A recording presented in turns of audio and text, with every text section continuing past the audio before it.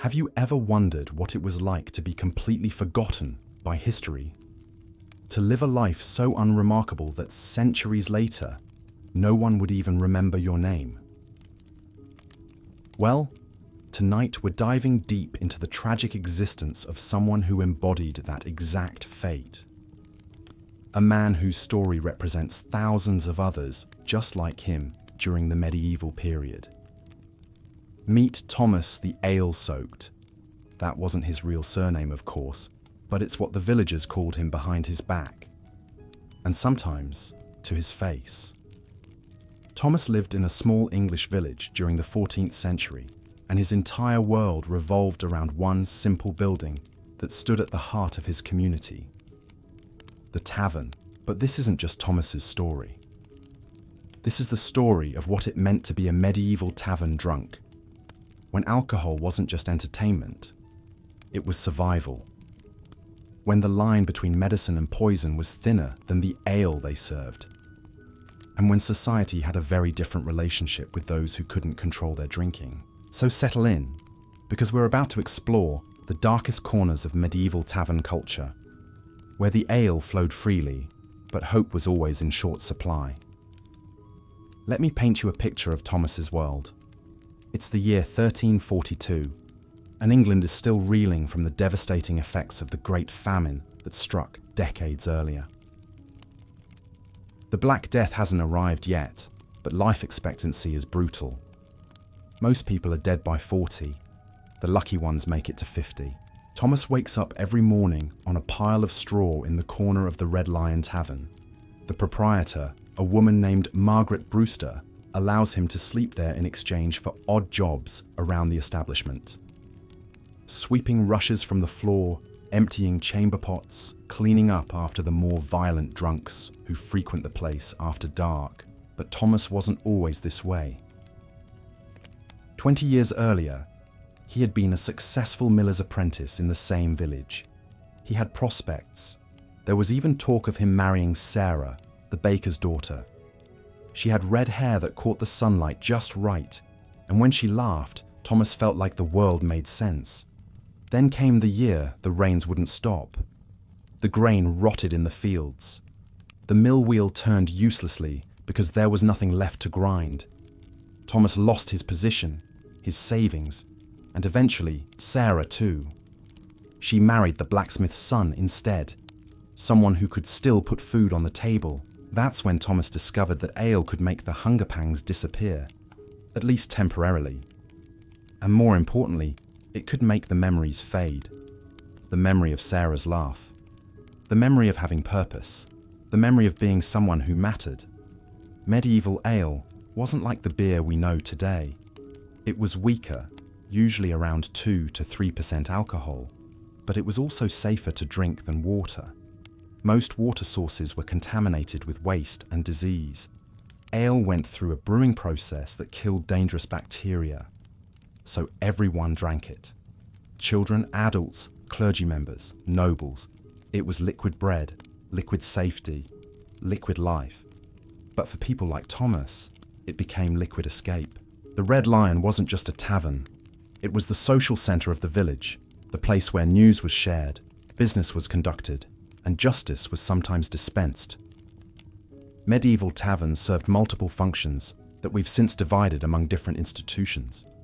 They were hotels, restaurants, meeting halls, and sometimes even courtrooms. Margaret Brewster ran her establishment with an iron fist wrapped in a motherly smile.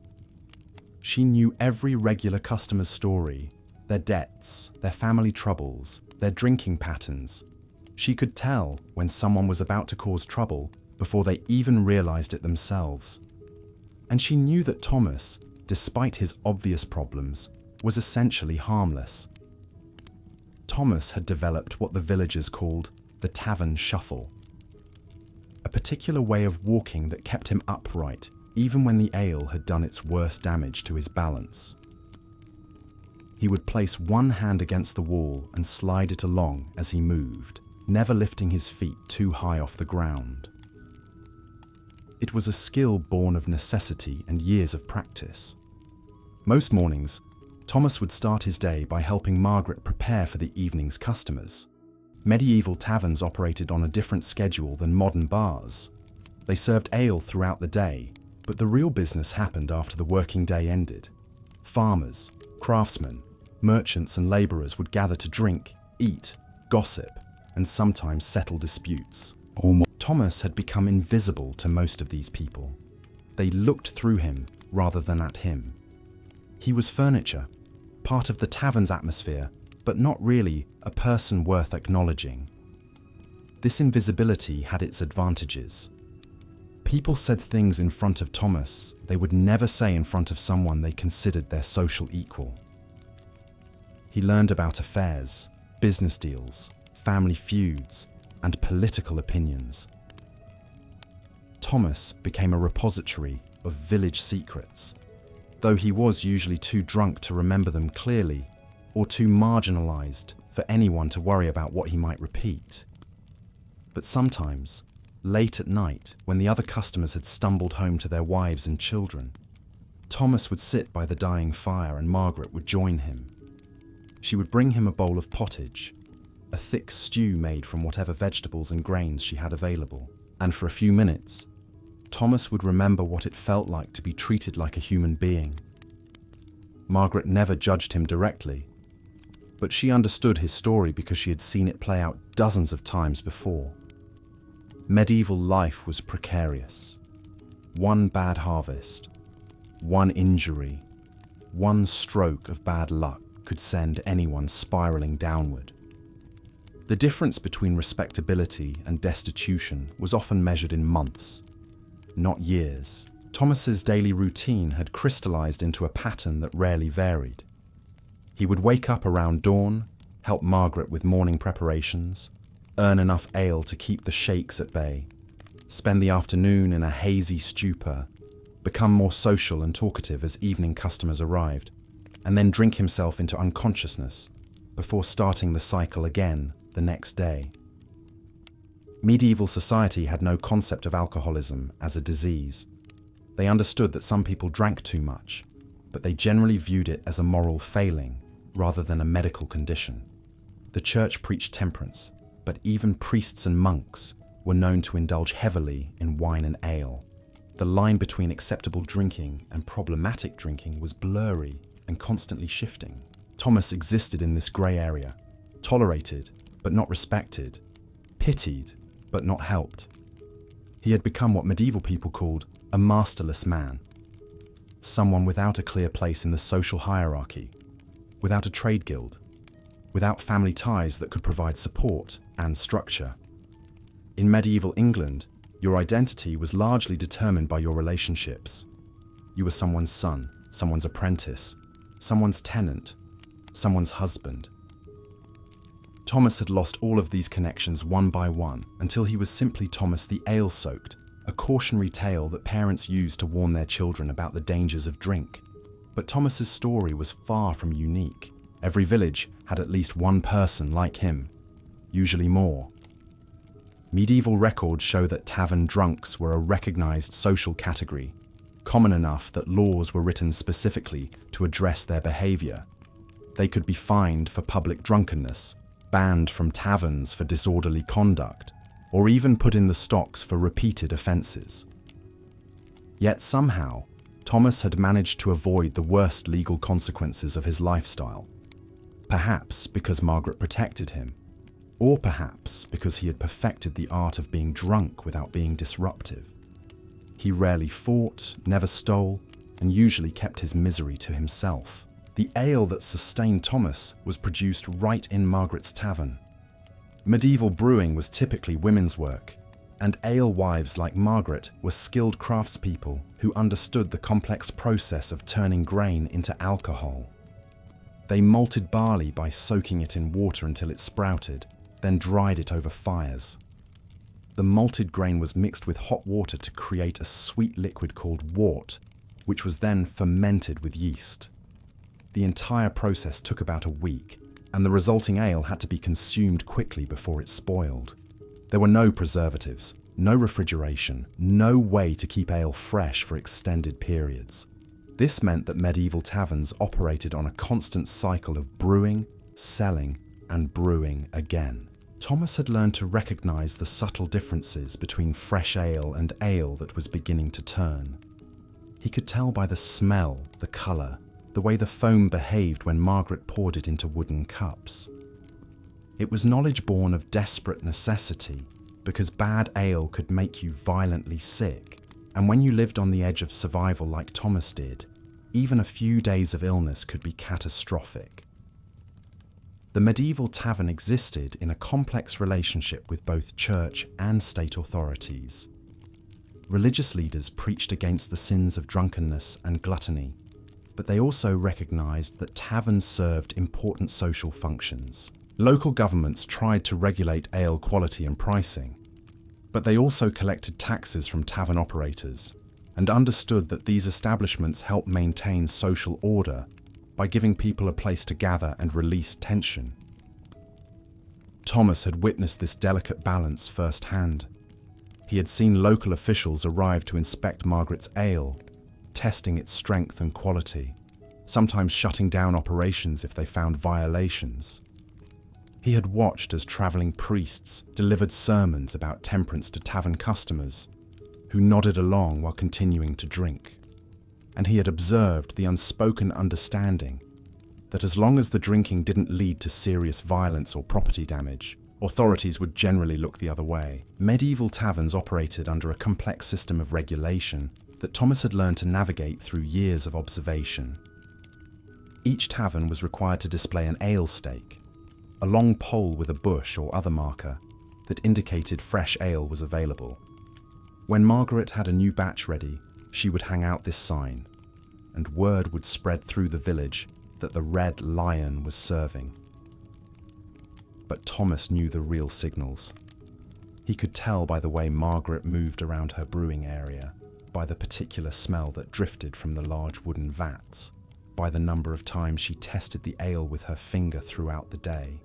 He had developed an almost supernatural ability to predict exactly when the first cups would be ready. The pricing of ale was strictly controlled by local authorities through something called the assize of ale. Officials would set prices based on grain costs, and tavern keepers like Margaret could face heavy fines if they charged more than the established rate. Thomas had seen inspectors arrive unannounced, demanding to taste the ale and check the measurements Margaret used when serving customers. These inspections terrified him, not because he had done anything wrong, but because disruptions to the tavern's routine meant disruptions to his own precarious existence. If Margaret was fined heavily or temporarily shut down, Thomas would lose both his shelter and his access to the ale that had become as essential to him as breathing. Medieval ale came in different strengths and qualities. The strongest was called double ale, brewed with extra grain and allowed to ferment longer. This was expensive and usually reserved for special occasions or wealthy customers. Then came single ale, the everyday drink that most people consumed. Finally, there was small ale, weak and watery, often given to children and labourers. Thomas had long since lost the ability to afford double ale, but Margaret would sometimes allow him to finish the dregs left in cups by departing customers. He wasn't proud of this practice, but pride was a luxury he could no longer afford. Each drop of stronger ale meant a few more minutes of relief from the constant anxiety that gnawed at his chest like a living thing. The tavern's clientele created a complex social ecosystem that Thomas observed from his peripheral position. There were the regular working men who came every evening after completing their daily labour. Farmers with dirt still under their fingernails, carpenters with wood shavings in their hair, merchants with ink stains on their fingers from keeping ledgers. These men represented the backbone of medieval village society. They had families, responsibilities, social standing. They drank to relax, to socialize, to transition from the working day to the domestic evening. Their drinking had boundaries, structure, purpose beyond mere escape. Then there were the occasional visitors, traveling merchants, pilgrims heading to distant shrines, messengers carrying news between villages. These strangers brought stories from the outside world, tales of distant places and different customs. Thomas would position himself where he could overhear their conversations, living vicariously through their adventures. Sometimes these travelers would take pity on him and buy him an ale, perhaps recognizing something of themselves in his weathered face, or perhaps simply acknowledging the universal human capacity for falling from grace. Thomas treasured these moments of unexpected kindness, storing them away like precious coins to be remembered during his darkest hours. The tavern also attracted what Margaret called the edge dwellers, people like Thomas who existed on the margins of respectable society. There was old Willem, a former soldier who had lost his leg in some forgotten conflict and now survived by telling increasingly embellished war stories in exchange for drinks. There was Bess the Wanderer, a woman whose husband had died years earlier and who now moved from village to village, sometimes working as a seamstress, sometimes begging, always drinking. These people formed an unofficial community of the dispossessed. They understood each other's pain without needing to discuss it explicitly. They shared information about which taverns were most tolerant, which officials were most likely to show mercy, which seasonal work might be available for people with questionable reputations. Thomas had learned that medieval society, despite its rigid hierarchies and moral strictures, had developed informal networks of survival for people who had fallen through the cracks.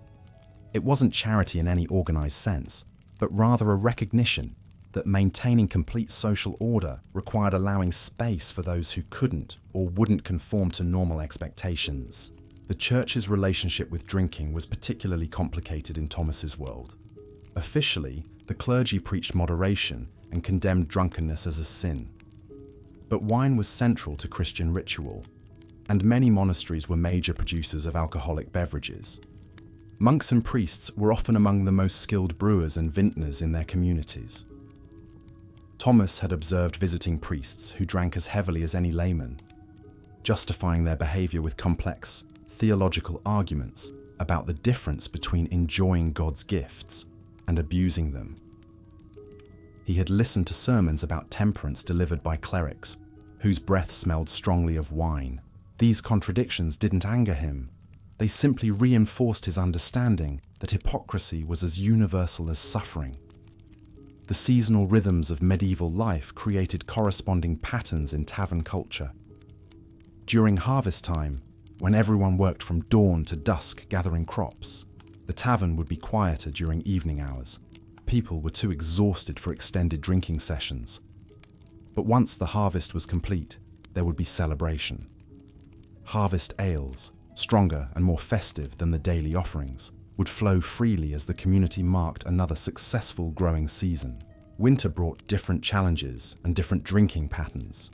With less outdoor work available, men had more time to spend in the tavern. But they also had less money, as the cash from harvest sales gradually dwindled through the cold months.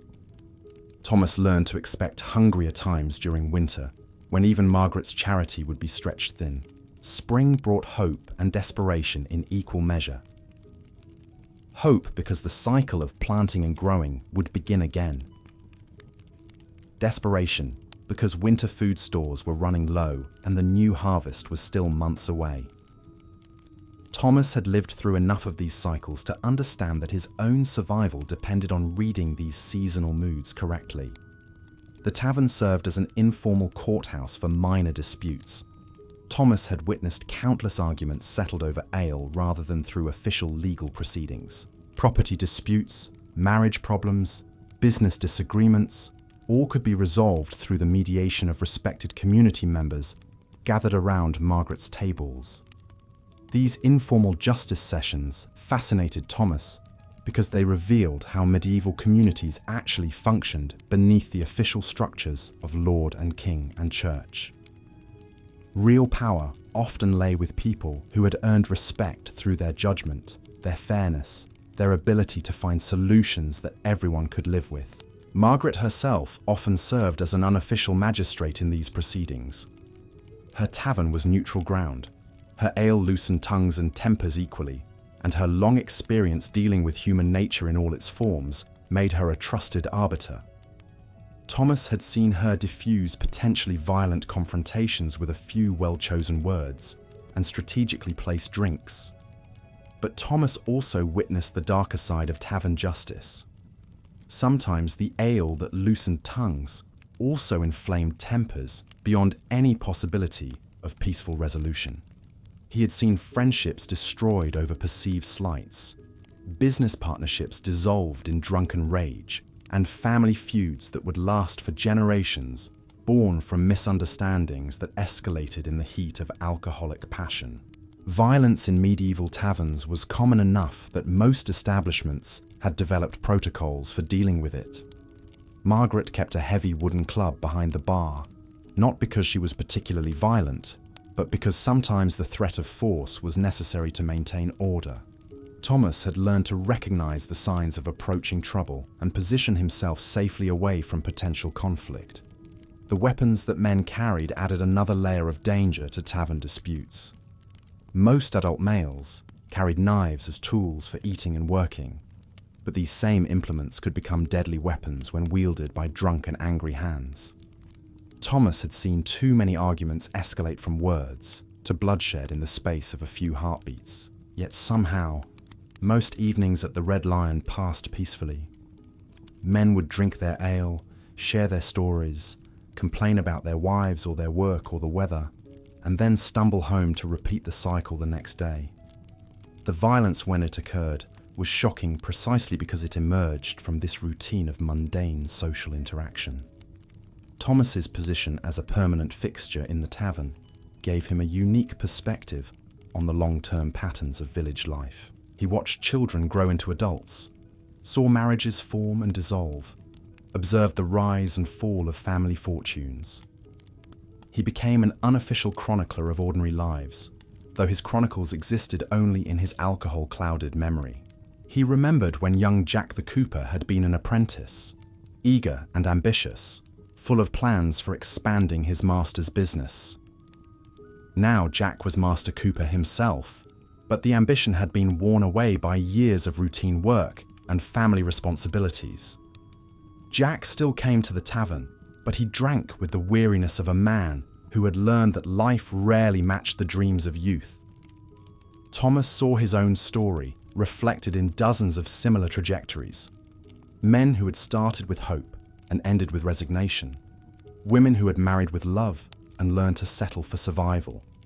Children who had played with joy and grown into adults who worked with grim determination. But he also witnessed moments of genuine happiness that reminded him why people continued to struggle against the odds. Wedding celebrations that filled the tavern with laughter and dancing. The birth announcements that prompted rounds of drinks for everyone present. The successful completion of difficult projects that gave men reason to feel proud of their skills and accomplishments. These celebrations were particularly painful for Thomas because they highlighted everything he had lost. Yet they also provided a kind of vicarious joy that helped sustain him through his darkest periods. He had learned to find meaning in other people's happiness, to feel connected to the community even from its margins. The medieval understanding of what we would call mental health was primitive at best, and Thomas embodied many of the symptoms that modern medicine would recognize as depression and anxiety disorders. But in his time, these conditions were explained through a complex mixture of religious doctrine, folk wisdom, and crude medical theory. Medieval physicians believed that human personality and health were governed by 4 bodily humours: blood, phlegm, yellow bile, and black bile. An excess of black bile was thought to cause melancholy, which was the closest medieval concept to what we now understand as depression.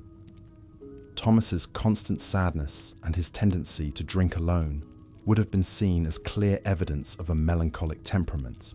The church offered its own explanations for Thomas's condition. Some priests would have argued that his suffering was divine punishment for past sins, while others might have suggested it was a test of faith that could lead to spiritual growth. A few progressive clerics even proposed that excessive drinking was itself a form of slow suicide, which was considered one of the gravest sins against God's will. But Margaret had her own theory about Thomas's condition, one born from years of observing human behavior rather than studying ancient texts. She believed that some people were simply born with hearts that felt too much, and that the world had a way of breaking these sensitive souls more easily than others. It wasn't a scientific explanation, but it contained more practical wisdom than most of the official theories of her time. Thomas's daily consumption of ale had reached levels that would have killed a modern person within months. But medieval ale was weaker than contemporary beer, and Thomas had built up a tolerance over years of gradual increase. His body had adapted to function in a state of constant mild intoxication, though the long-term damage was becoming increasingly visible to those who knew how to look. His hands shook constantly now, not just in the mornings, but throughout the day. His skin had taken on a yellowish pallor that Margaret recognized as a sign of liver damage, though she didn't know the medical term for it. His eyes, once a clear blue that Sarah, the baker's daughter, had admired, had become bloodshot and watery. Most telling of all, he had developed what the villagers called the drinker's belly, a distended abdomen that made him look pregnant despite his otherwise wasted frame. The progression of Thomas's physical decline had been so gradual that he barely noticed it himself. Each morning brought slightly more pain, slightly less energy, slightly greater difficulty concentrating on simple tasks. But the ale still provided relief, and that was all that mattered to someone living one day at a time. Margaret had tried several times over the years to convince Thomas to reduce his drinking, but these conversations always ended the same way. Thomas would become agitated, sometimes angry, and would disappear from the tavern for days at a time. When he returned, he would be in worse condition than before, having spent his absence drinking whatever rotgut ale he could find in less reputable establishments. These disappearances terrified Margaret more than she cared to admit. Thomas had become part of the fabric of her daily life, and his absence left a hole that surprised her with its depth. She had grown fond of him in the way one grows fond of a wounded animal that refuses to heal but continues to trust your kindness. During one particularly long absence, Margaret had asked around the village, trying to discover where Thomas might be staying. What she learned disturbed her deeply. There were other taverns, places that operated on the very edges of legality, where desperate people could drink themselves to death without anyone asking questions or trying to intervene. These establishments were run by people who had abandoned any pretense of serving their community. They existed solely to extract the last few coins from individuals who had already lost everything else. The ale was often adulterated with dangerous substances to increase its potency, and the proprietors showed no concern for their customers' well-being beyond their ability to continue paying. When Thomas finally returned from that particular disappearance, he was in such poor condition that Margaret seriously considered refusing to serve him any more ale. His clothes were filthy and torn, his speech was slurred even when he hadn't been drinking, and he had developed a persistent cough that produced specks of blood. But she also knew that cutting him off completely would simply drive him back to those predatory establishments, where he might not survive another visit. This dilemma highlighted one of the central contradictions of medieval tavern culture. Establishments like Margaret's Red Lion served important social functions and operated according to informal codes of responsibility toward their regular customers. But they also enabled and profited from destructive drinking patterns that they were powerless to truly address. The village priest, Father Benedict, had spoken with Margaret several times about Thomas's situation. The priest was a practical man who understood that pure moral condemnation rarely helped anyone, but he also felt obligated to address what he saw as a spiritual crisis unfolding in his parish. Father Benedict had tried various approaches with Thomas over the years. He had offered prayer, confession, and even manual labor around the church in exchange for meals and a place to sleep. But Thomas seemed incapable of accepting help that required him to acknowledge his condition or make commitments about changing his behavior. The priest's most successful intervention had been simply treating Thomas with basic human dignity during their occasional encounters. Father Benedict would greet him by name, ask about his health, and sometimes share news from the outside world. These brief conversations didn't solve Thomas's problems, but they reminded him that he still existed as a person in at least one other human being's consciousness. Medieval society's approach to charity was complicated by religious doctrine, practical limitations, and deeply ingrained beliefs about personal responsibility. The Church taught that helping the poor was a Christian duty, but it also emphasized that individuals were responsible for their own spiritual condition. This created an uncomfortable tension when dealing with people like Thomas, whose poverty seemed directly connected to their moral choices. Most charitable efforts were directed toward what medieval people called the deserving poor: widows with children, disabled veterans, elderly people who had outlived their ability to work. These individuals were seen as victims of circumstances beyond their control, worthy of both sympathy and assistance. Thomas occupied a more ambiguous category. His poverty was real and his suffering was obvious, but his condition appeared to result from his own decisions. This made many villagers reluctant to offer help, fearing that their charity would simply enable more destructive behavior. Margaret's continued support of Thomas represented a different philosophy of charity, one based more on human compassion than moral judgment. She'd seen enough of life to understand that the line between virtue and vice was often thinner than people wanted to believe, and that circumstances could push anyone across that line. The seasonal celebrations that marked medieval village life created particular challenges for people like Thomas. Christmas, Easter, harvest festivals, and Saints' Day celebrations all involved communal drinking and feasting. These events highlighted social bonds and community membership in ways that made Thomas's isolation even more painful. During these celebrations, the tavern would be filled with families, couples, and groups of friends sharing in collective joy.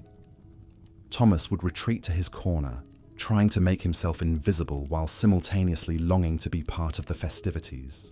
The contrast between the community's happiness and his own loneliness was almost unbearable.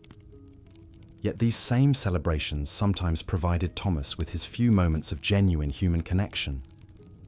Holiday spirits would move some villagers to include him in toasts, to share their food, or simply to acknowledge his presence with a kind word. These gestures were brief and often forgotten by the givers, but Thomas treasured them like precious gems. The economic structure of medieval village life created patterns of interdependence that Thomas had once been part of, but now observed from the outside. Farmers needed millers, millers needed farmers, craftsmen needed customers, customers needed craftsmen. Everyone had a role to play in the complex dance of survival that sustained rural communities. Thomas's exclusion from this economic network was both a cause and a consequence of his drinking. He had lost his place in the productive economy, which drove him to drink. His drinking then made him unreliable for any work that required consistency or skill, which further isolated him from economic opportunities. Margaret's decision to employ him for simple cleaning tasks was as much an act of charity as it was a business arrangement. Thomas's work was adequate, but hardly indispensable. Margaret could easily have found other workers who would have done the job better and caused fewer complications. But she understood that having some role to play, however minor, was essential for Thomas's remaining sense of self-worth. The legal status of people like Thomas was precarious in ways that reflected medieval society's struggle to deal with individuals who didn't fit neatly into established categories. He wasn't quite a beggar, since he performed some work and had a semi-permanent residence. He wasn't quite a criminal, since his drinking rarely led to serious offences. He wasn't quite insane, since he could still function at a basic level and understand consequences. This legal ambiguity provided both protection and vulnerability. Thomas was less likely to face harsh punishment for minor infractions because officials weren't quite sure how to classify him. But he was also more vulnerable to arbitrary treatment because he lacked the clear social identity that would have provided specific legal protections. Medieval courts occasionally dealt with cases involving chronic drunkards, and the legal remedies were limited and largely ineffective. Fines were useless against people who had no money. Physical punishment was counterproductive for individuals whose problems stemmed from despair rather than malice. Banishment simply moved the problem to another community without solving anything. The most common legal approach was what might be called benign neglect. As long as people like Thomas didn't cause serious trouble, authorities would generally ignore their existence. This wasn't necessarily cruel given the limited options available, but it also meant that individuals caught in downward spirals had little hope of receiving meaningful assistance. Thomas had developed an intricate understanding of village social dynamics that allowed him to navigate his precarious position with minimal conflict. He knew which villagers were likely to show kindness and which would respond with hostility to his presence. He understood the unspoken rules about when and where his presence was tolerated. Market days required particular caution, as the increased crowd and activity made some villagers more sensitive to the presence of undesirable elements. Thomas had learned to make himself scarce during these times, or to position himself where he could observe the festivities without drawing unwanted attention. Church services presented another complex social situation. Thomas occasionally attended Mass, partly from lingering religious conviction, and partly because the church was warm and dry. But he had to balance his desire for spiritual comfort against the risk of offending respectable parishioners with his appearance and the smell of ale that perpetually surrounded him. Father Benedict had never explicitly banned Thomas from services, but the priest's discomfort was obvious when Thomas appeared in church. Other parishioners would sometimes whisper complaints or move away from wherever Thomas chose to sit. These reactions reinforced Thomas's sense of being unwelcome in the very institution that preached universal love and forgiveness. The children of the village had developed their own complex relationship with Thomas. Some were frightened of him, having absorbed their parents' disapproval and suspicion.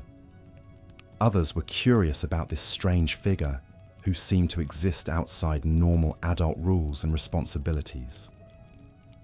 Thomas had mixed feelings about these interactions with children. Their innocence reminded him of everything he had lost, but their occasional kindness also provided moments of unexpected joy. Sometimes a child would offer him a piece of bread or simply smile in his direction, and these gestures would sustain him through days of adult coldness and rejection. The village's other marginalized individuals formed a loose network of mutual understanding, though they rarely provided each other with material assistance. Old Willem, Bess the Wanderer, and a handful of others shared information about opportunities for casual work, warnings about particularly hostile officials, and the kind of practical wisdom that came from living on society's edges. These relationships were complicated by competition for the limited charity and casual work available to people in their situation. They might share a drink when times were good, but they could also become rivals when opportunities were scarce. Thomas had learned to navigate these relationships carefully, offering friendship when possible while protecting his own interests when necessary. The changing seasons brought different challenges and opportunities for Thomas and others in similar situations. Summer offered the possibility of sleeping outdoors when the tavern was too crowded, or when Margaret needed to limit his presence for business reasons. But summer also brought increased scrutiny from authorities who were more active in patrolling for vagrants and troublemakers.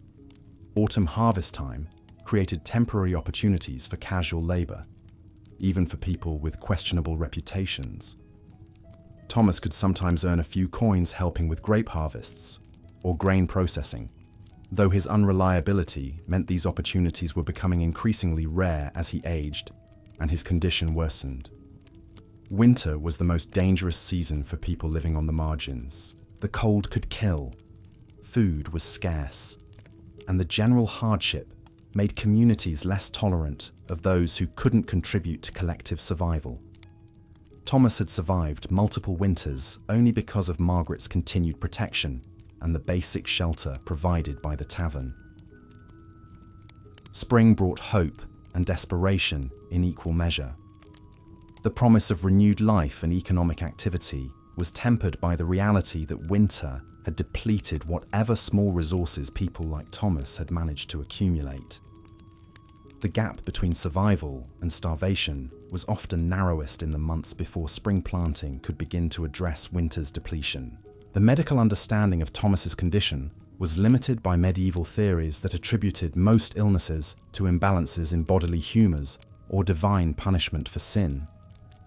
The physical symptoms of chronic alcoholism were recognized, but they were generally seen as inevitable consequences of moral weakness rather than treatable medical conditions.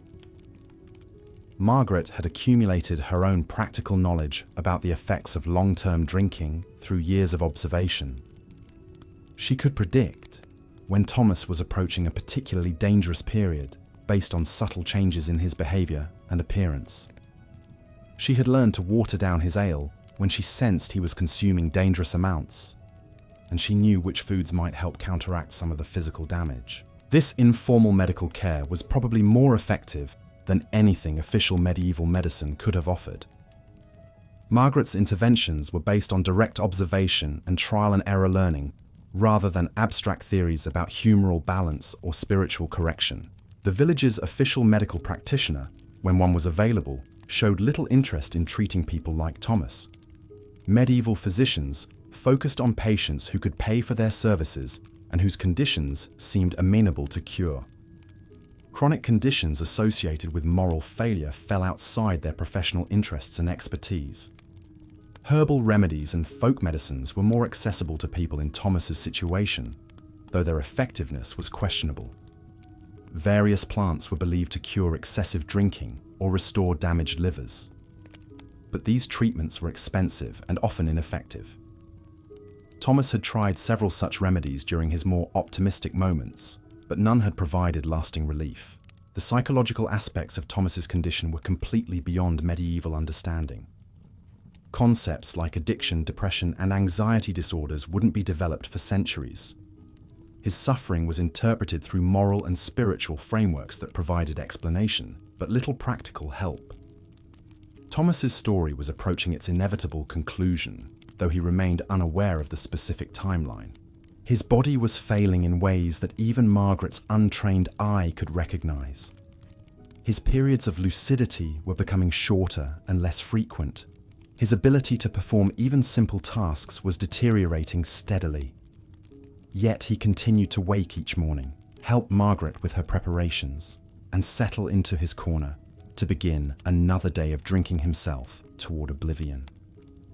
The routine had become so automatic that it continued even as the physical and mental capabilities that supported it gradually disappeared.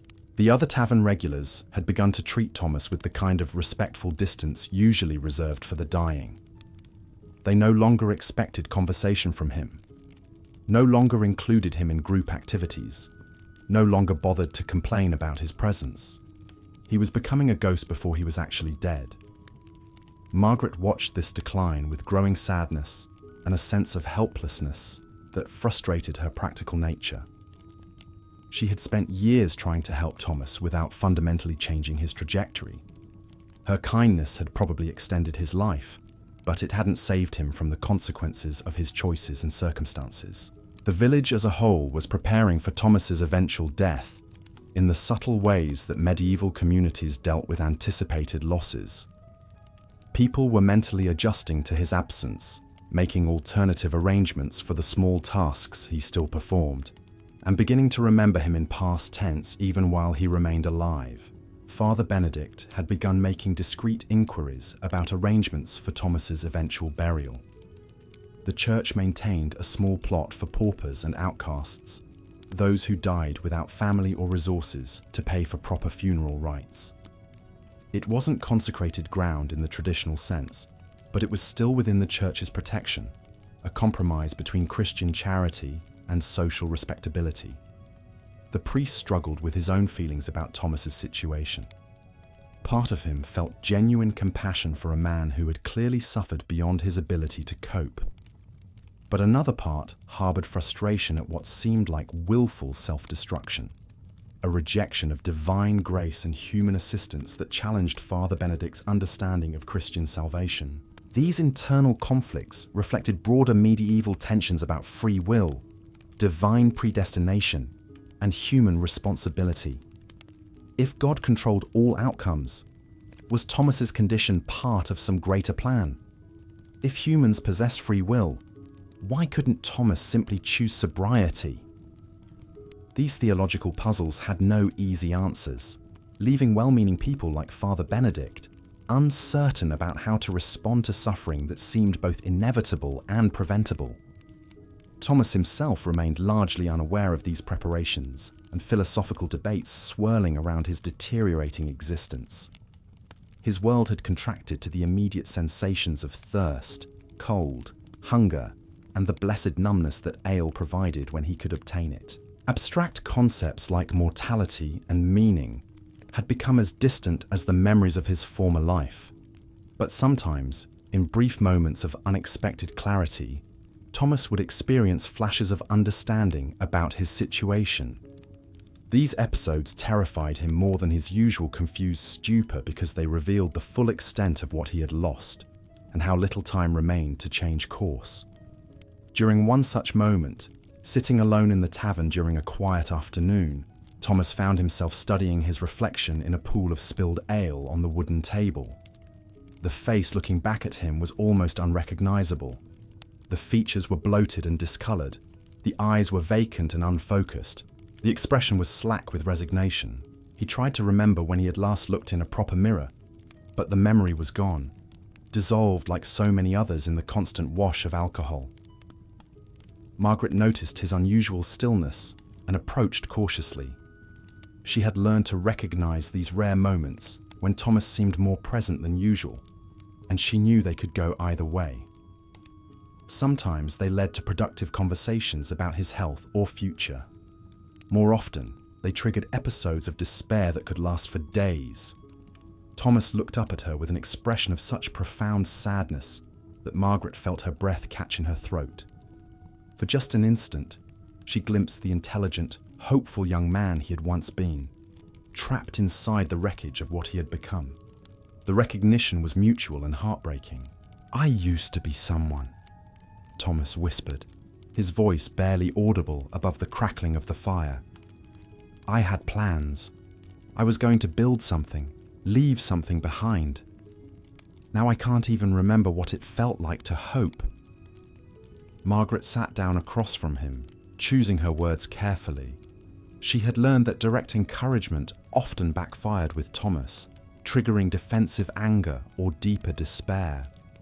But she also couldn't let this moment of connection pass without offering some form of human response. "You're still someone," she said quietly. "You're still here, still fighting to get through each day. That takes more strength than most people understand." Thomas shook his head slowly, the movement seeming to cause him physical pain. "Fighting? I gave up fighting years ago. Now I'm just existing, waiting for it to end without having the courage to end it myself." The admission hung in the air between them like a confession that neither quite knew how to handle. Medieval attitudes towards suicide were unforgiving, viewing it as the ultimate sin against God's will. But Margaret had lived long enough to understand that the line between giving up on life and simply enduring unbearable circumstances was often thinner than religious doctrine suggested. "Maybe enduring is its own kind of fighting," she offered. "Maybe staying alive when everything hurts is braver than people think." Thomas considered this for a long moment, his damaged mind struggling to process concepts that required more sustained thought than he usually managed. The effort was visible in his face, like watching someone try to lift a weight that was just beyond their strength. "Sarah used to say I thought too much," he said suddenly, surprising both himself and Margaret with the clarity of the memory. "She said I could find problems in paradise, that I worried about things that might never happen. Maybe she was right. Maybe some people aren't built for happiness." This was the longest coherent statement Margaret had heard from Thomas in months, and she recognized it as potentially his last opportunity to share anything meaningful about his inner experience. She remained silent, hoping he would continue. "I dream about her sometimes," Thomas went on, his voice growing stronger as the memories seemed to feed on themselves. "Not the way she looked when she married the blacksmith's son, the way she looked when we were young, when she believed I could take care of her. In the dreams, I'm still the person she fell in love with. I still have hands that don't shake, eyes that can focus, words that make sense when I speak them." He paused, looking down at his trembling fingers as if seeing them clearly for the first time in years. "When I wake up from those dreams, the disappointment is worse than the hunger, worse than the cold, worse than the fear. Because for a few minutes, I remembered what it felt like to be whole." Margaret felt tears forming in her eyes, though she tried to hide them. Thomas's pain was so raw and immediate that it seemed to fill the entire tavern, making her aware of her own good fortune in ways that were almost overwhelming. She had never married, had never experienced the kind of romantic love Thomas described, but she had maintained her dignity, her purpose, her place in the community. The contrast made his losses seem even more devastating. "Do you think she ever remembers me?"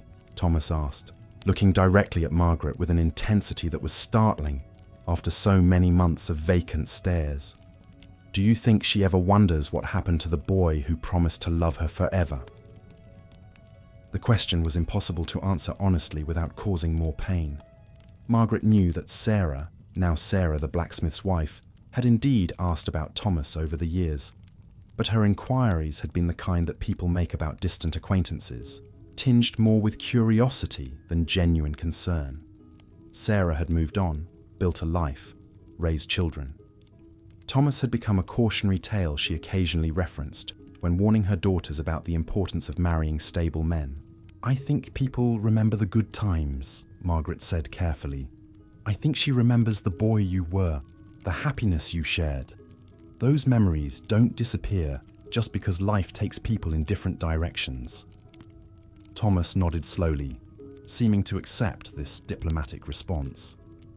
The intensity was already fading from his eyes, the moment of clarity dissolving back into the familiar haze that protected him from too much reality. "Thank you," he said simply, though Margaret wasn't entirely sure what he was thanking her for. Then he returned his attention to the pool of ale on the table, and the connection was broken. Margaret remained sitting across from him for several more minutes, but Thomas had retreated back into his internal world. The brief glimpse of his former self had been like watching the sun break through storm clouds, beautiful but temporary, highlighting the darkness by contrast. These moments of lucidity became increasingly rare as Thomas's condition worsened. His body was shutting down in stages, each system failing at its own pace, but all moving in the same inevitable direction. His liver, overwhelmed by years of constant alcohol processing, was beginning to fail in ways that manifested as yellowing skin and abdominal swelling. His heart, weakened by poor nutrition and chemical stress, struggled to maintain adequate circulation. His brain, pickled in alcohol and starved of proper nutrients, functioned in an increasingly disconnected way. The village physician, a traveling man who visited every few months to treat paying customers, had examined Thomas at Margaret's request during his last visit. The diagnosis was delivered with medieval directness.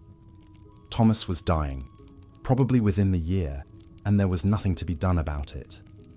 This news didn't surprise anyone who had been observing Thomas's decline, but hearing it stated so matter-of-factly forced the community to confront the reality they had been avoiding. Discussions began, quietly and discreetly, about practical arrangements. Who would be responsible for his body when the time came? What kind of funeral rites, if any, would be appropriate? How should his few possessions be disposed of? Thomas owned almost nothing by this point. His clothes were the same ones he had been wearing for years, patched and repatched until they were more repair than original material. He possessed a wooden cup that Margaret had given him years earlier, a small knife that he used for eating, and a leather pouch that contained a few coins and some unidentifiable trinkets from his past. But among these meager possessions was one item that revealed something important about the man he had once been. Hidden in the bottom of his pouch, wrapped carefully in a piece of cloth, was a small wooden ring that he had carved years earlier as a practice piece while learning the carpenter's trade. It was crude work, clearly the product of inexperienced hands, but it had been made with love and hope during a time when Thomas believed he had a future worth preparing for. Margaret discovered this ring while helping Thomas organize his possessions during one of his more coherent moments. He had asked her to help him put things in order, a request that seemed to indicate some awareness of his approaching end. When she found the ring, Thomas took it from her hands with surprising gentleness. "I made this for Sarah," he explained, his voice soft with memory. "I was going to make a better one when I got more skilled, but I wanted her to have something from me right away. I never gave it to her, never found the right moment, and then there were no moments left." He held the ring up to the light, turning it slowly to examine the rough carving and uneven surface. "Funny how something so small can carry so much weight. I've been carrying this around for 20 years, and I don't even know why anymore. It's not like I'm ever going to see her again. It's not like it matters to anyone except me." Margaret studied the ring with new understanding. This tiny object represented everything Thomas had lost. His skills, his ambitions, his capacity for love, his belief in the future. It was a tangible connection to the person he had been before alcohol, and disappointment had stripped away everything else.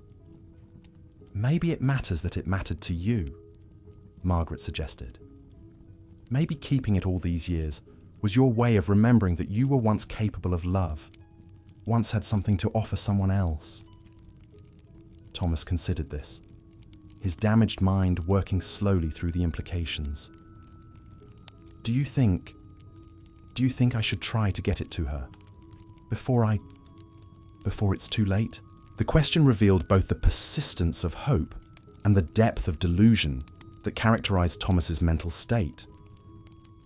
The idea that he could simply approach Sarah after 20 years of decline and present her with this token from their shared past showed how disconnected he had become from social reality.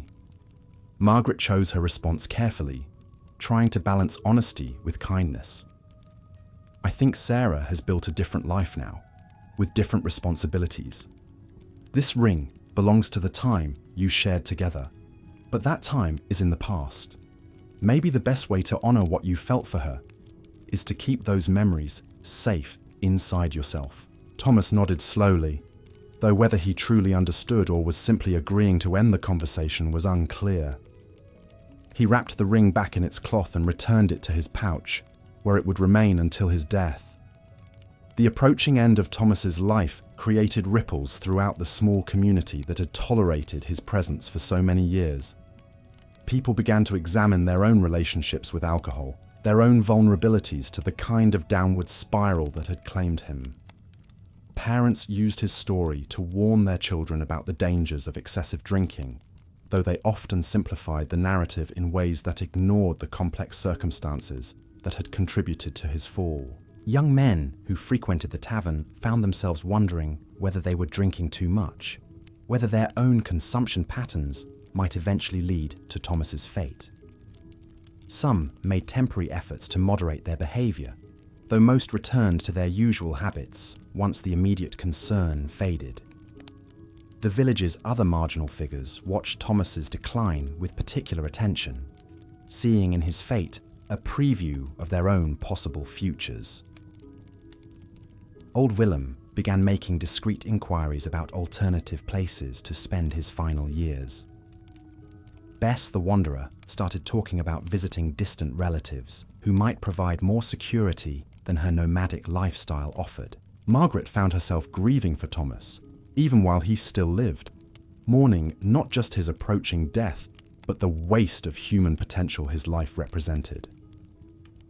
She had seen enough of the world to know that circumstances could push almost anyone toward destruction, and Thomas's story served as a constant reminder of how thin the line was between respectability and ruin. The seasonal rhythms that had structured Thomas's existence for so many years continued around him, even as his ability to participate in them diminished. Harvest time arrived with its usual mixture of celebration and exhaustion, but Thomas was too weak to help with even the simplest tasks. He spent most of the harvest season sitting in his corner of the tavern, watching through clouded eyes as the community marked another successful growing year.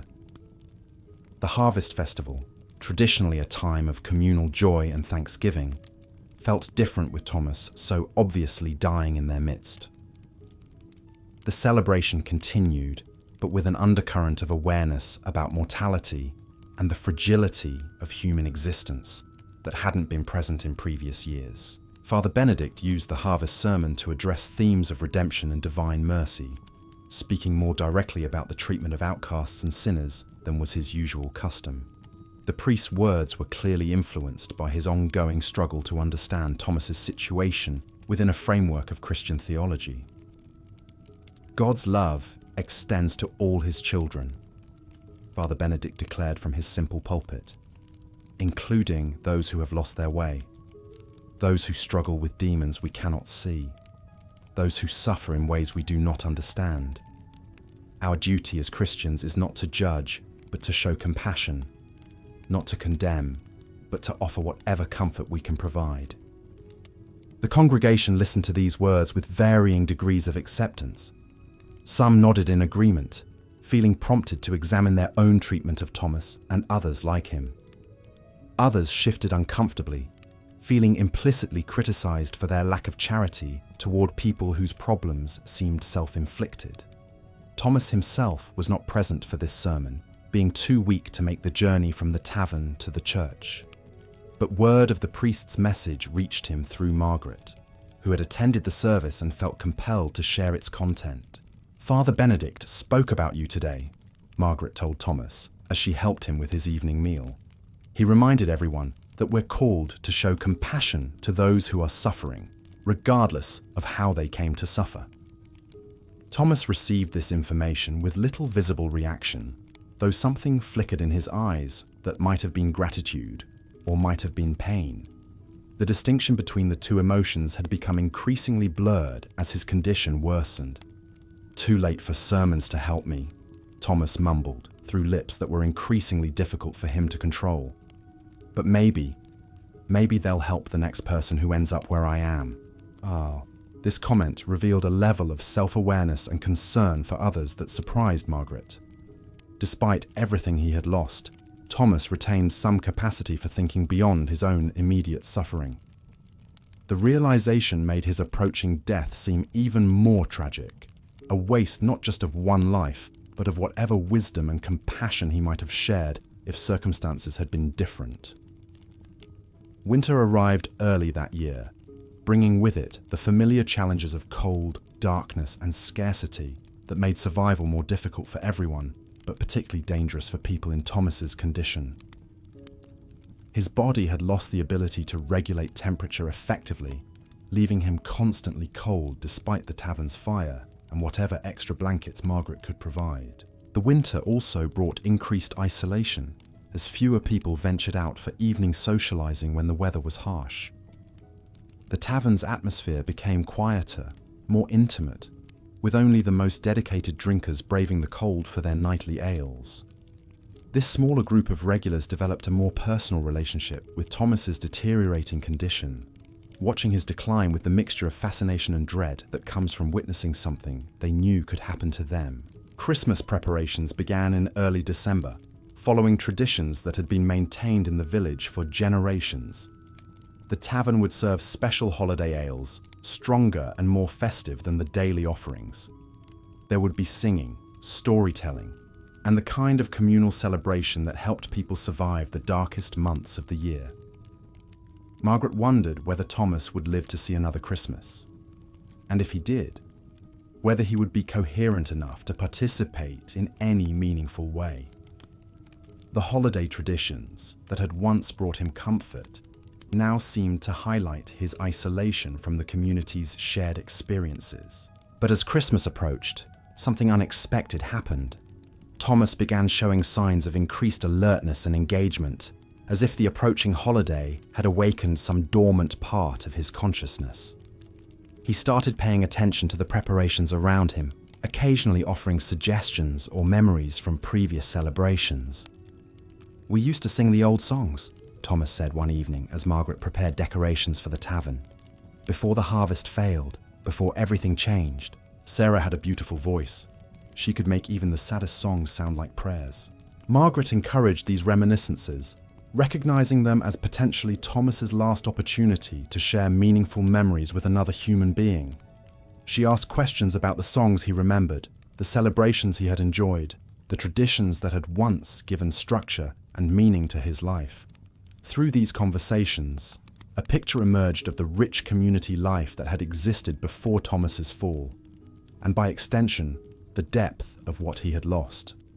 The young man, who had once participated fully in village celebrations, who had courted Sarah with songs and promises, who had looked forward to holidays as opportunities for joy and connection, bore little resemblance to the broken figure now dying in the tavern's corner. Yet the memories themselves seemed to provide Thomas with some form of comfort, as if reconnecting with his past self allowed him to remember what it felt like to be fully human.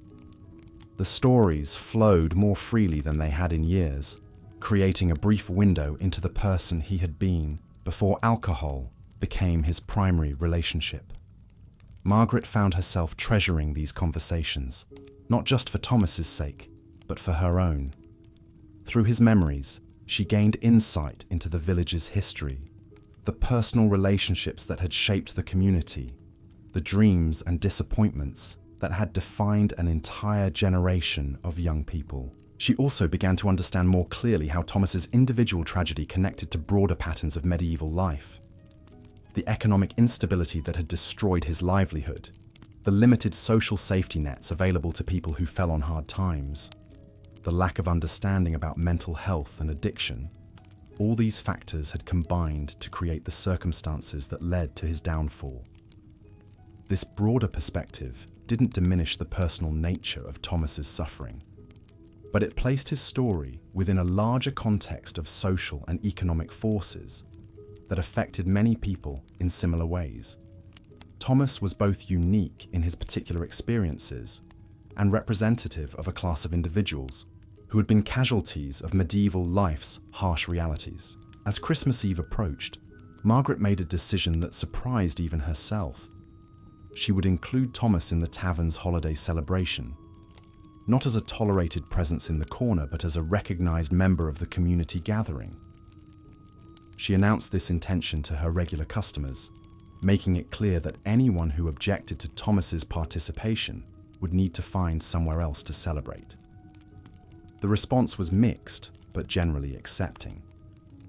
Most of the regulars had grown accustomed to Thomas's presence over the years, and the Christmas spirit seemed to make them more willing to extend whatever charity and inclusion they could manage. A few expressed reservations, but none were willing to boycott the celebration over the issue.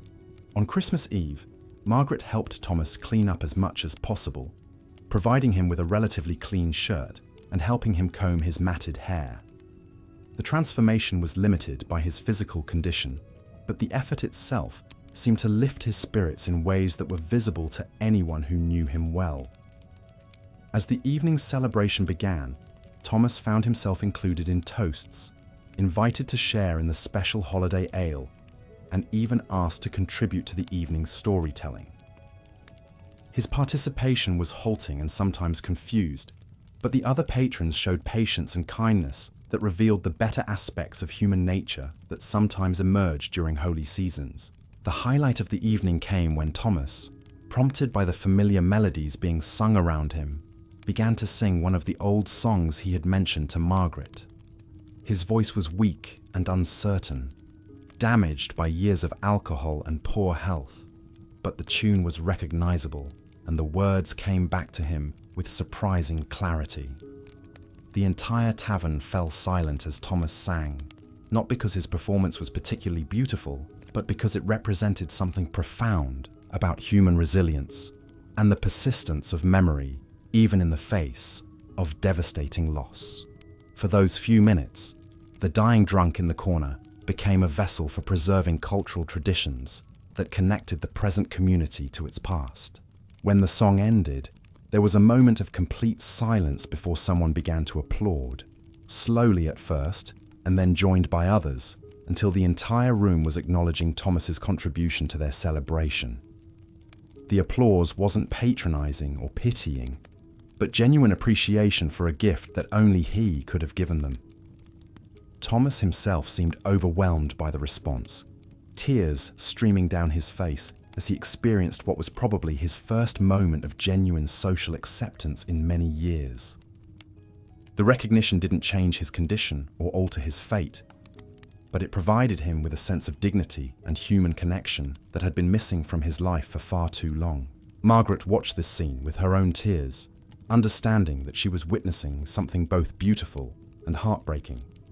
Thomas's moment of inclusion and recognition was also clearly a farewell, a final acknowledgement of his humanity before his approaching death removed him from the community permanently. The Christmas celebration continued around Thomas, but he had retreated back into himself, exhausted by the emotional intensity of being seen and valued by other people. The brief flowering of connection and dignity had taken more energy than his failing body could sustain, and he spent the rest of the evening in a state of peaceful withdrawal. As the other patrons gradually left for their homes and families, Margaret helped Thomas settle into his usual sleeping place. He seemed different somehow, more at peace than she had seen him in years. The Christmas Eve celebration had provided him with something essential that had been missing from his existence, a reminder of his fundamental humanity that no amount of suffering could completely erase. "Thank you," Thomas whispered to Margaret as she covered him with blankets. "For everything, for keeping me alive long enough to remember what it felt like to be part of something larger than my own pain." Margaret squeezed his hand gently, unable to speak around the emotion that was closing her throat. She understood that Thomas was saying goodbye, not just to the evening, but to life itself. The Christmas celebration had been his final gift to the community, and their final gift to him. A moment of mutual recognition and shared humanity that would have to serve as his farewell.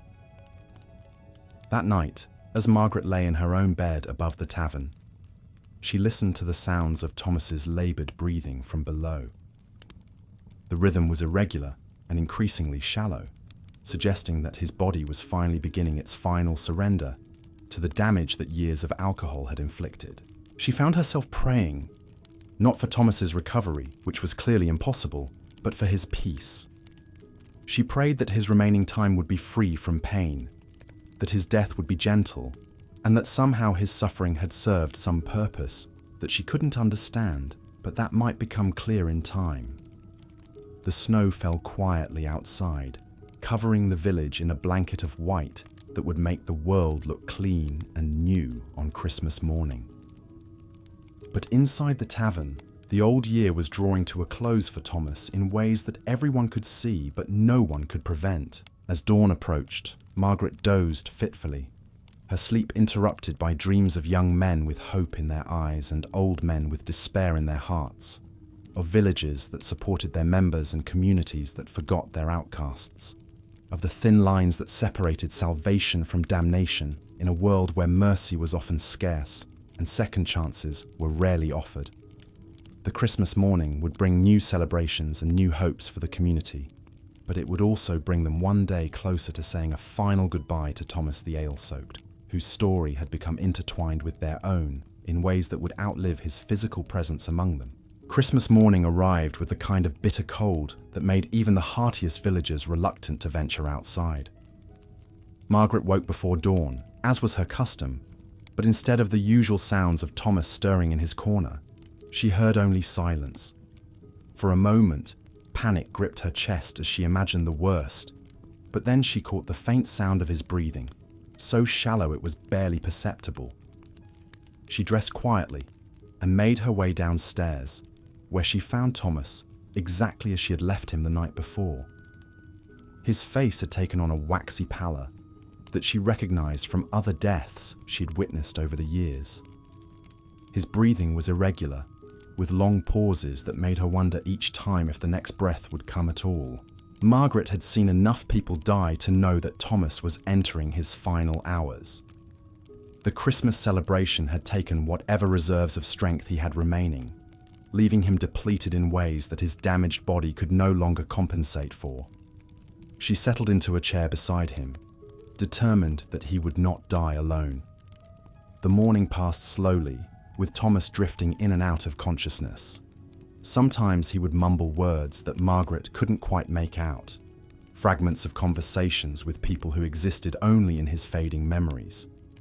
Other times he would lie completely still, so motionless that she would lean close to check for signs of life. Around midday, Father Benedict arrived at the tavern, having heard from other villagers about Thomas's condition. The priest had brought the sacred oils needed for last rites, though he wasn't entirely sure whether Thomas was conscious enough to participate meaningfully in the sacrament. "Has he spoken at all today?" Father Benedict asked quietly, kneeling beside Thomas's makeshift bed. "A few words here and there," Margaret replied. "Mostly names I don't recognize. People from his past, I think. Sarah's name came up several times." "Shes." The priest nodded solemnly and began the ritual preparations for extreme unction. Medieval last rites were simpler than their modern counterparts, focused primarily on confession, absolution, and the anointing with holy oil that was believed to prepare the soul for its journey to the afterlife. As Father Benedict began the familiar Latin prayers, Thomas's eyes opened with surprising clarity. For a moment, he seemed fully present in a way that he hadn't been for months. He looked directly at the priest, then at Margaret, as if seeing them clearly for the first time in years. "Father," Thomas whispered, his voice barely audible but surprisingly coherent, "I need to confess something that's been weighing on my soul." Father Benedict leaned closer, prepared to hear whatever sins Thomas felt compelled to reveal before his death. In his experience, dying people often confessed to transgressions that seemed minor to others, but had grown enormous in their own minds through years of guilt and rumination. "I killed him," Thomas said, his words shocking both listeners with their clarity and content. "The boy I used to be, the one who had dreams and plans and believed the world held possibilities. I killed him as surely as if I had put a knife in his chest." Father Benedict exchanged glances with Margaret, both understanding that Thomas was speaking metaphorically about the destruction of his former self, rather than confessing to actual murder. But the anguish in his voice suggested that he experienced this psychological death as a genuine crime requiring forgiveness. "My son," the priest said gently, "the boy you were is not dead.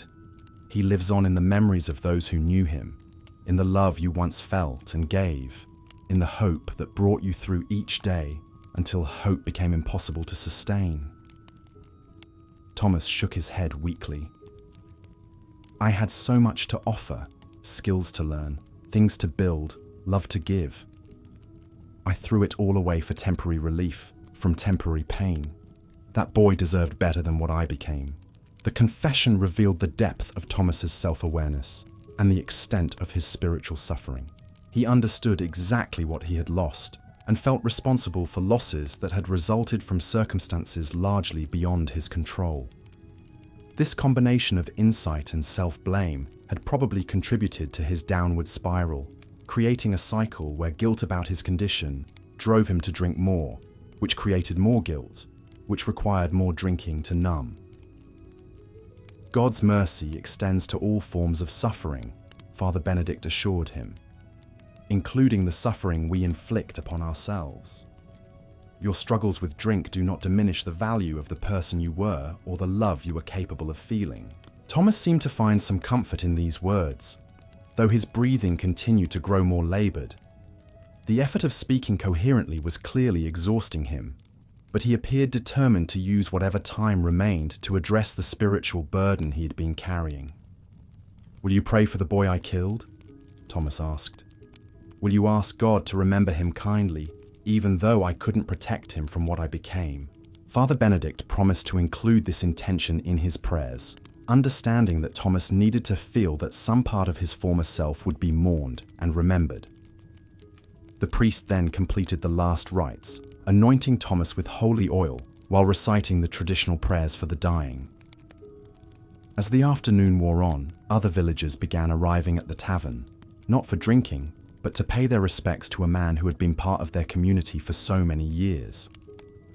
Even people who had shown little kindness to Thomas during his life seemed to feel that his approaching death required some form of acknowledgement. Old Willem came, bringing with him a small wooden cross that he placed beside Thomas's bed. Bess the Wanderer arrived with wildflowers she had somehow found, despite the winter weather, creating a small bouquet that added colour to the stark scene. Even some of the village children appeared, wide-eyed and curious about the mystery of death, but maintaining the respectful silence their parents had taught them was appropriate for such occasions. Sarah came too, though she stayed only briefly and spoke to no one. She stood at the edge of the group surrounding Thomas's bed, her face revealing a complex mixture of emotions that might have included grief, guilt, relief, or simple human compassion for suffering.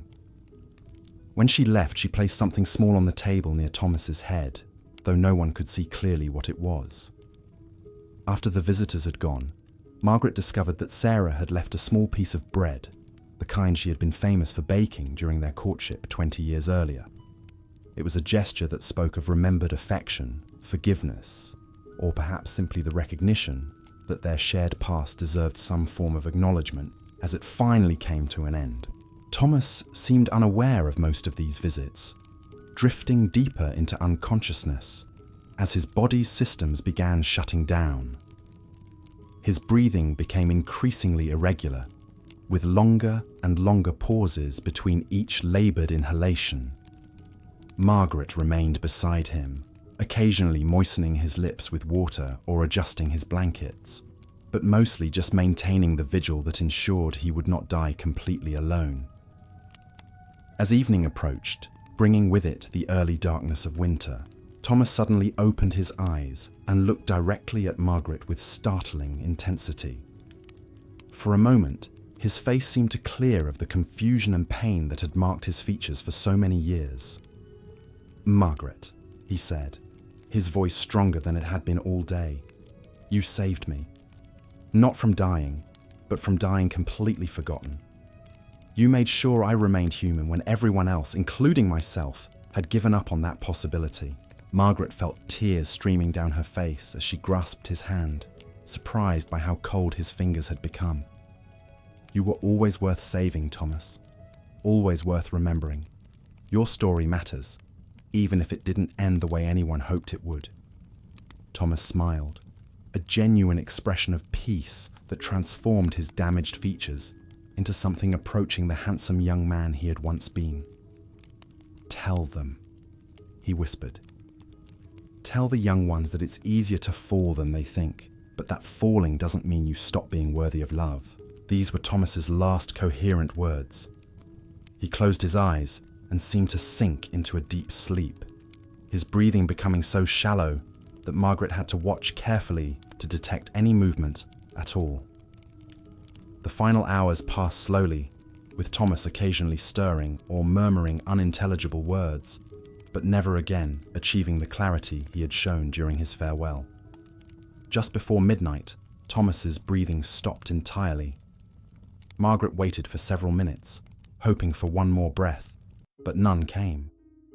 The man who had been Thomas the Ale-Soaked, who had once been a young miller's apprentice with dreams of marriage and prosperity, had finally found the peace that had eluded him for so many years. Margaret closed his eyes gently and arranged his hands across his chest in the traditional posture of Christian death. She said a brief prayer for his soul, then sat quietly beside his body until dawn, keeping the vigil that medieval custom demanded for the recently deceased. When morning came, word of Thomas's death spread quickly through the village. Father Benedict arrived early to begin preparations for burial, and Margaret began the practical tasks of washing and preparing the body. Medieval death rituals were simpler than those of later periods, focused primarily on ensuring that the deceased received proper Christian burial and that their souls were commended to God's mercy through prayer and ceremony. The village carpenter, a man named Robert who had known Thomas slightly during their youth, volunteered to build a simple coffin without charge. This gesture of charity was not uncommon in medieval communities, where death was so frequent that elaborate funeral preparations were reserved for the wealthy, while ordinary people relied on community support to ensure decent burial for their dead. Thomas's funeral was held 2 days later, on a cold December morning, when the ground was frozen solid and digging the grave required considerable effort. The service was simple but well attended, with more villagers present than anyone had expected. People who had barely acknowledged Thomas during his life seemed compelled to witness his final departure from their community. Father Benedict delivered a brief homily that focused on themes of redemption and divine mercy, carefully avoiding any direct reference to Thomas's drinking, while still addressing the spiritual questions his life and death had raised for the community. The priest spoke about the mystery of human suffering, the dangers of despair, and the Christian obligation to show compassion to those who struggled with problems beyond their ability to solve. Thomas lived among us for many years, Father Benedict said to the assembled mourners. His life was marked by great suffering, much of it self-inflicted, but also by moments of genuine humanity that remind us of our common frailty and our shared need for grace. We commend his soul to God's infinite mercy, trusting that the love and forgiveness he could not find in this world await him in the next. 4. The burial took place in the section of the churchyard reserved for paupers and social outcasts, but Father Benedict made sure that Thomas's grave was properly blessed and marked with a simple wooden cross bearing his name. This small act of dignity meant more to Margaret than she could easily express, ensuring that Thomas would be remembered as a person, rather than simply forgotten as a cautionary tale. After the funeral, life in the village gradually returned to its normal rhythms, but Thomas's death had created subtle changes in how people thought about drinking, community responsibility, and the treatment of social outcasts. Some villagers began showing more kindness to other marginal figures like old Willem and Bess the Wanderer, perhaps recognizing that circumstances could push anyone toward the edges of respectability. The Red Lion Tavern felt different without Thomas's presence in the corner. Margaret found herself looking toward his usual spot throughout each day, expecting to see him there, despite knowing he was gone. The empty space seemed larger than one person should have been able to fill, a reminder of how even the most marginalized individuals become part of a community's fabric in ways that only become apparent after their death. Margaret eventually moved a small table into Thomas's corner, creating a more functional use for the space, while still maintaining some sense that it remained connected to his memory. She never explicitly designated it as a memorial, but regular customers seemed to understand that the corner retained some special significance related to the man who had spent his final years there. Several weeks after the funeral, Margaret was cleaning Thomas's few possessions when she rediscovered the small wooden ring he had carved for Sarah decades earlier. She held it up to the light, examining the crude workmanship that had nevertheless been created with such hope and love. After some deliberation, she decided to keep the ring rather than dispose of it, feeling that it represented something important about Thomas's story that deserved preservation. The ring became a tangible reminder of the person Thomas had been before alcohol transformed him into someone barely recognizable. When Margaret looked at its rough surface and uneven carving, she could imagine the young man who had crafted it, full of plans and dreams and confidence in his ability to build a life worth living. Sometimes, late at night, when the tavern was quiet and she was alone with her thoughts, Margaret would take out the ring and wonder about the different paths Thomas's life might have taken. What if the harvest hadn't failed? What if he had found other work? What if Sarah had been willing to wait for better times? What if the village had better ways of helping people who struggled with drink? These questions had no answers, but they helped Margaret understand that Thomas's tragedy wasn't just personal, but reflected broader problems in how medieval society dealt with economic instability, mental health, and social outcasts. His story was both unique in its particular details and representative of patterns that affected many people in similar circumstances. The wooden ring also served as a reminder of love's persistence, even in the face of devastating loss. Thomas had carried it for 20 years, through all his decline and despair, maintaining some connection to the capacity for love that had once defined him. This seemed important to Margaret, evidence that even the most damaged people retained some core of humanity that suffering couldn't completely destroy. Spring arrived early that year, bringing with it the usual renewal of life and hope that marked the end of winter's hardships. The village began preparing for another planting season, another cycle of growth and harvest that would sustain them through the coming year. But for Margaret, the seasonal renewal was tempered by awareness of the empty corner in her tavern and the story it represented about human fragility and resilience. Thomas's grave had become a regular stop for Margaret during her weekly visits to the churchyard. She would bring small offerings of flowers when they were available, or simply stand quietly beside the wooden cross while saying a prayer for his soul. These visits weren't required by religious custom, but they felt necessary for her own sense of completing the relationship they had shared. During one of these visits, Margaret encountered Sarah, who was also standing beside Thomas's grave, with her head bowed in what appeared to be prayer or contemplation. The two women acknowledged each other with brief nods, but didn't speak, each respecting the other's need for private communion, with their memories of the man who had meant different things to each of them. After Sarah left, Margaret noticed that she had placed a small bundle of early spring flowers on the grave, tied together with a piece of ribbon that might have been saved from some long-ago celebration. The gesture suggested that Sarah, too, had been carrying memories of Thomas that extended beyond his years of decline, remembering the young man he had been during their brief courtship. This discovery provided Margaret with some comfort, knowing that Thomas had been mourned not just by herself and a few other marginal figures, but by someone who had known him during his better days and could remember the potential that had been lost. Sarah's flowers seemed to acknowledge both the tragedy of what Thomas had become and the value of what he had once been. The approaching first anniversary of Thomas's death prompted Margaret to reflect on the changes his story had brought to her own understanding of human nature and community responsibility. She had learned that the line between respectability and ruin was thinner than most people wanted to acknowledge, and that circumstances beyond individual control could push anyone toward the margins of society. She had also learned that small acts of kindness and recognition could provide dignity and meaning even to people whose lives seemed beyond redemption. Her decision to shelter Thomas, to treat him as a human being rather than just a problem to be managed, had probably extended his life and certainly improved its quality during his final years. But Margaret also recognized the limitations of individual charity in addressing problems that stemmed from broader social and economic conditions. Thomas's story was part of a larger pattern of medieval life that created casualties among people who might have thrived under different circumstances. Understanding this didn't diminish her compassion for his individual suffering, but it did make her more aware of the systemic issues that contributed to such tragedies.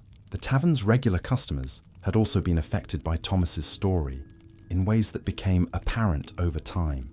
Some had moderated their own drinking, perhaps recognizing warning signs in their own behavior that they had previously ignored. Others showed increased kindness toward the community's remaining outcasts, as if Thomas's death had reminded them of their common humanity with people they had previously dismissed. These changes weren't dramatic or universal, but they suggested that Thomas's life and death had served as a form of moral education for the community. His story had forced people to confront uncomfortable questions about addiction, poverty, social responsibility, and the treatment of those who couldn't conform to normal expectations of behavior and productivity. Father Benedict had incorporated themes from Thomas's story into several of his sermons during the months following the funeral, using his experience as an illustration of broader spiritual principles about compassion, forgiveness, and the mystery of human suffering. The priest was careful not to exploit Thomas's memory for didactic purposes, but he recognized that the community needed help processing the questions his life had raised about Christian duty and social justice. Medieval sermons often used contemporary examples to illustrate eternal truths, and Thomas's story provided rich material for exploring themes of redemption, mercy, and the relationship between individual choices and social circumstances. Father Benedict found that his congregation responded more thoughtfully to these abstract concepts when they were grounded in the concrete reality of someone they had all known. The priest also struggled with his own questions about Thomas's fate in the afterlife. Medieval theology provided clear teachings about sin and salvation, but the reality of Thomas's suffering and the complexity of factors that had contributed to his downfall challenged simple moral categories. Father Benedict found himself praying not just for Thomas's soul, but for wisdom in understanding how divine justice and mercy might apply to cases that didn't fit neatly into established theological frameworks. As the seasons continued to cycle through their familiar patterns, Margaret began to notice that Thomas's story was becoming part of the village's oral tradition. Parents would reference his experience when warning their children about the dangers of excessive drinking. Young people would ask questions about what he had been like before his decline, seeking to understand how someone with apparent potential could have fallen so far. These conversations often revealed how little most villagers had actually known about Thomas during his years of decline. They had seen him as a fixture in the tavern, a cautionary example of moral failure, but few had understood the complex circumstances that had contributed to his downfall, or recognized the humanity that had persisted beneath his damaged exterior. Margaret found herself serving as the primary keeper of Thomas's story, the person who could provide details about his daily life, his struggles with sobriety, his moments of clarity and connection. This role felt both important and burdensome, as she tried to present an honest account of his experience without either romanticizing his suffering or reducing him to a simple moral lesson. The wooden ring remained in Margaret's possession, a tangible link to Thomas's story and a reminder of the love and hope that had once motivated his actions. She had considered trying to return it to Sarah, but decided that doing so might cause more pain than comfort.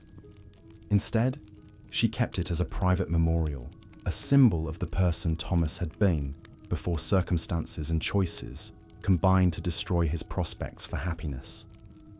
Sometimes Margaret would imagine alternative endings to Thomas's story, scenarios where different decisions or circumstances might have led to different outcomes.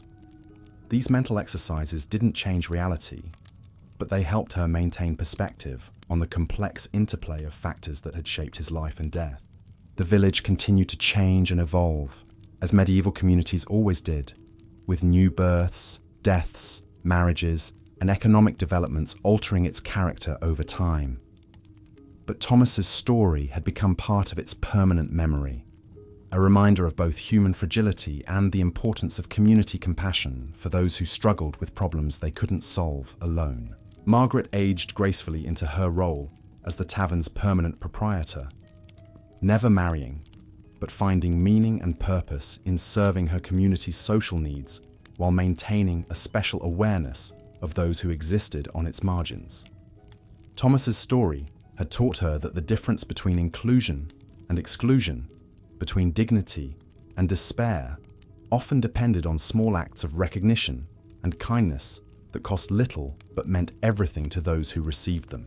The Red Lion continued to serve as the village's social centre, a place where news was shared, business was conducted, and human connections were forged over shared drinks and conversations.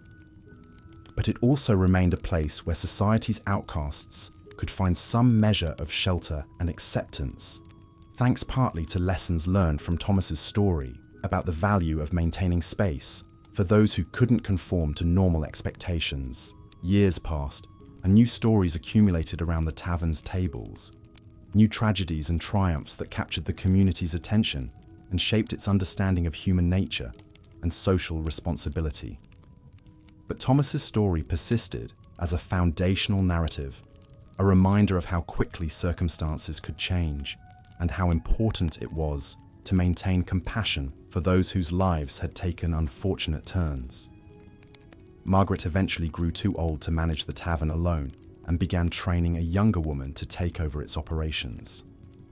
As part of this transition, she shared Thomas's story in detail, ensuring that the new proprietor would understand the establishment's history of providing shelter and dignity to those who needed it most.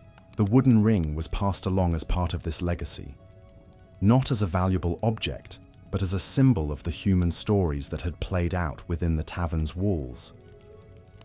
Margaret explained its significance to her successor, hoping that it would continue to serve as a reminder of the person Thomas had been and the importance of recognizing the humanity in everyone who entered their establishment. Thomas's grave had weathered several seasons by this time, the wooden cross showing signs of age, but still clearly marking the spot where he had been laid to rest.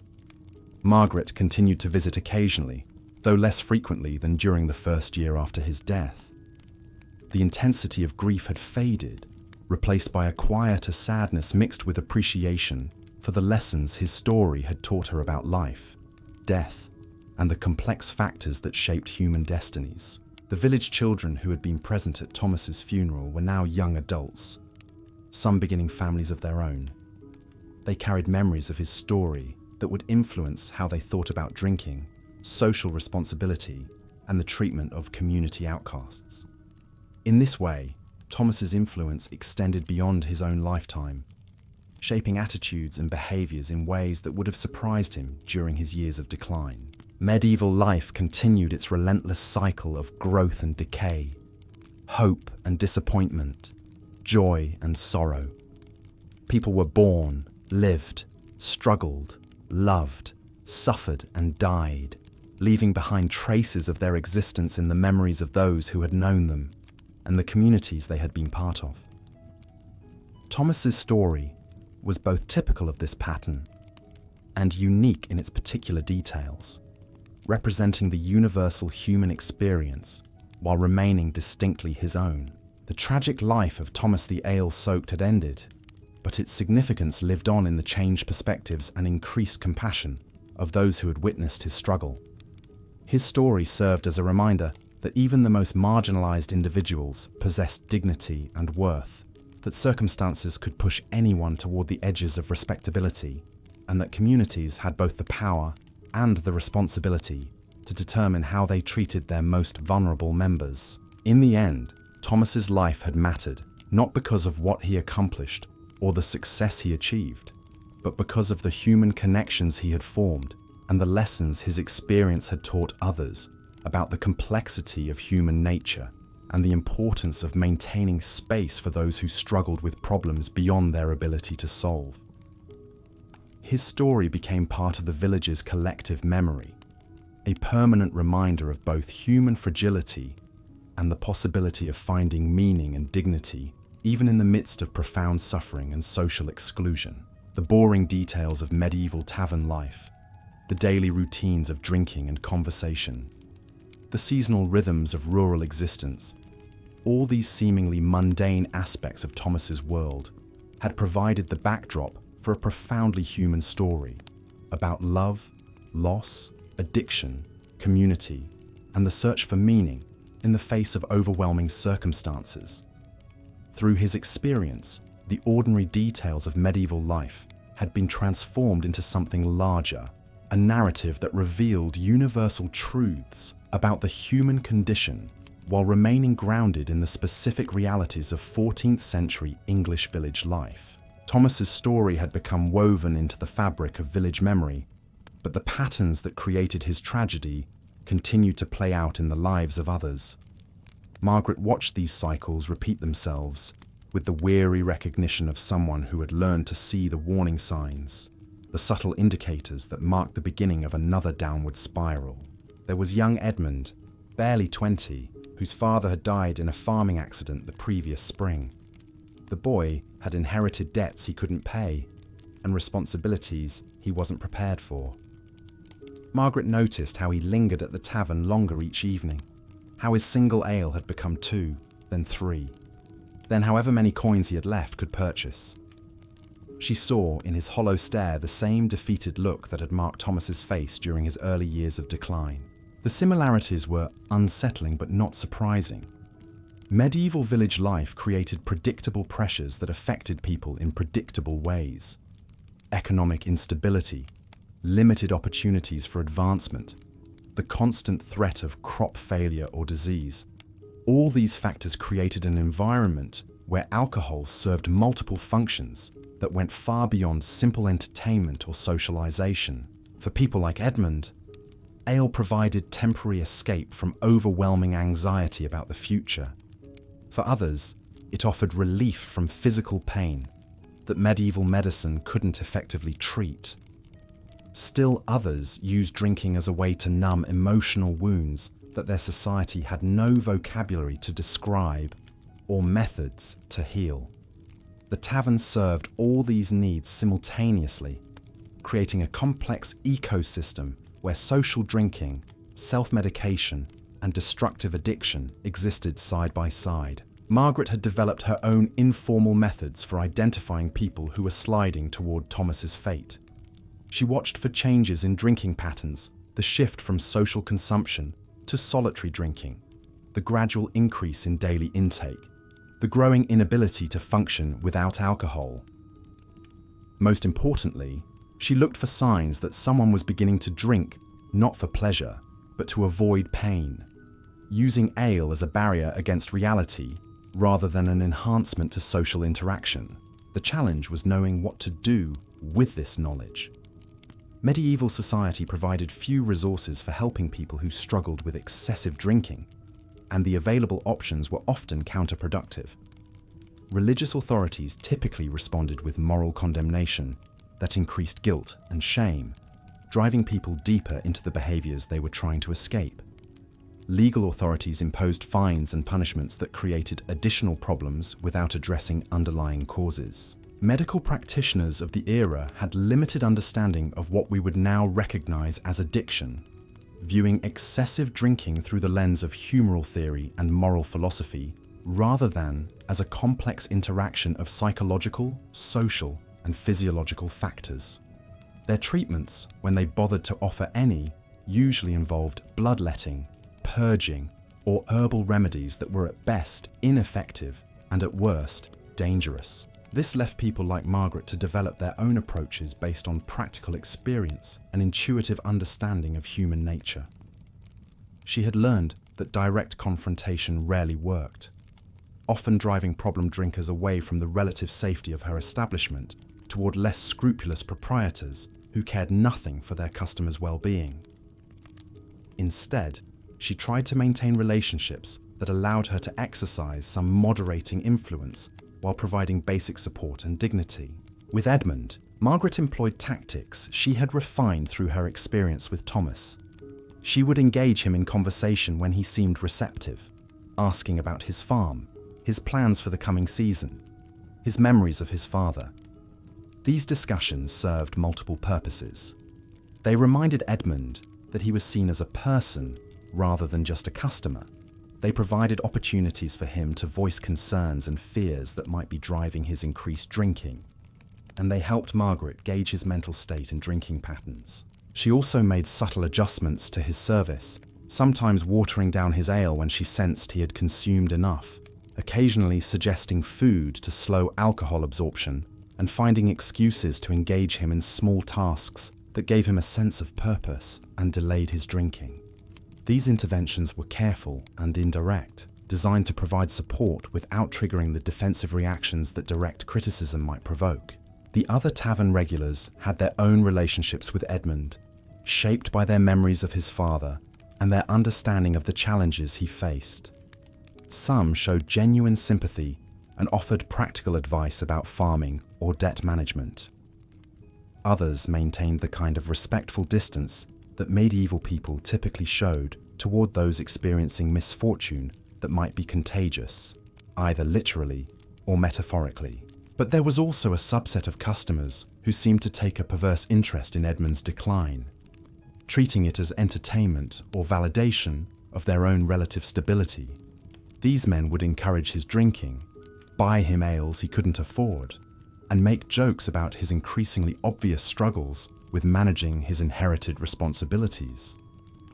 Their behavior reflected some of the darker aspects of medieval tavern culture, where other people's misfortunes could become sources of amusement or superiority. Margaret found these dynamics particularly disturbing because they reminded her of how Thomas had been treated during his own decline.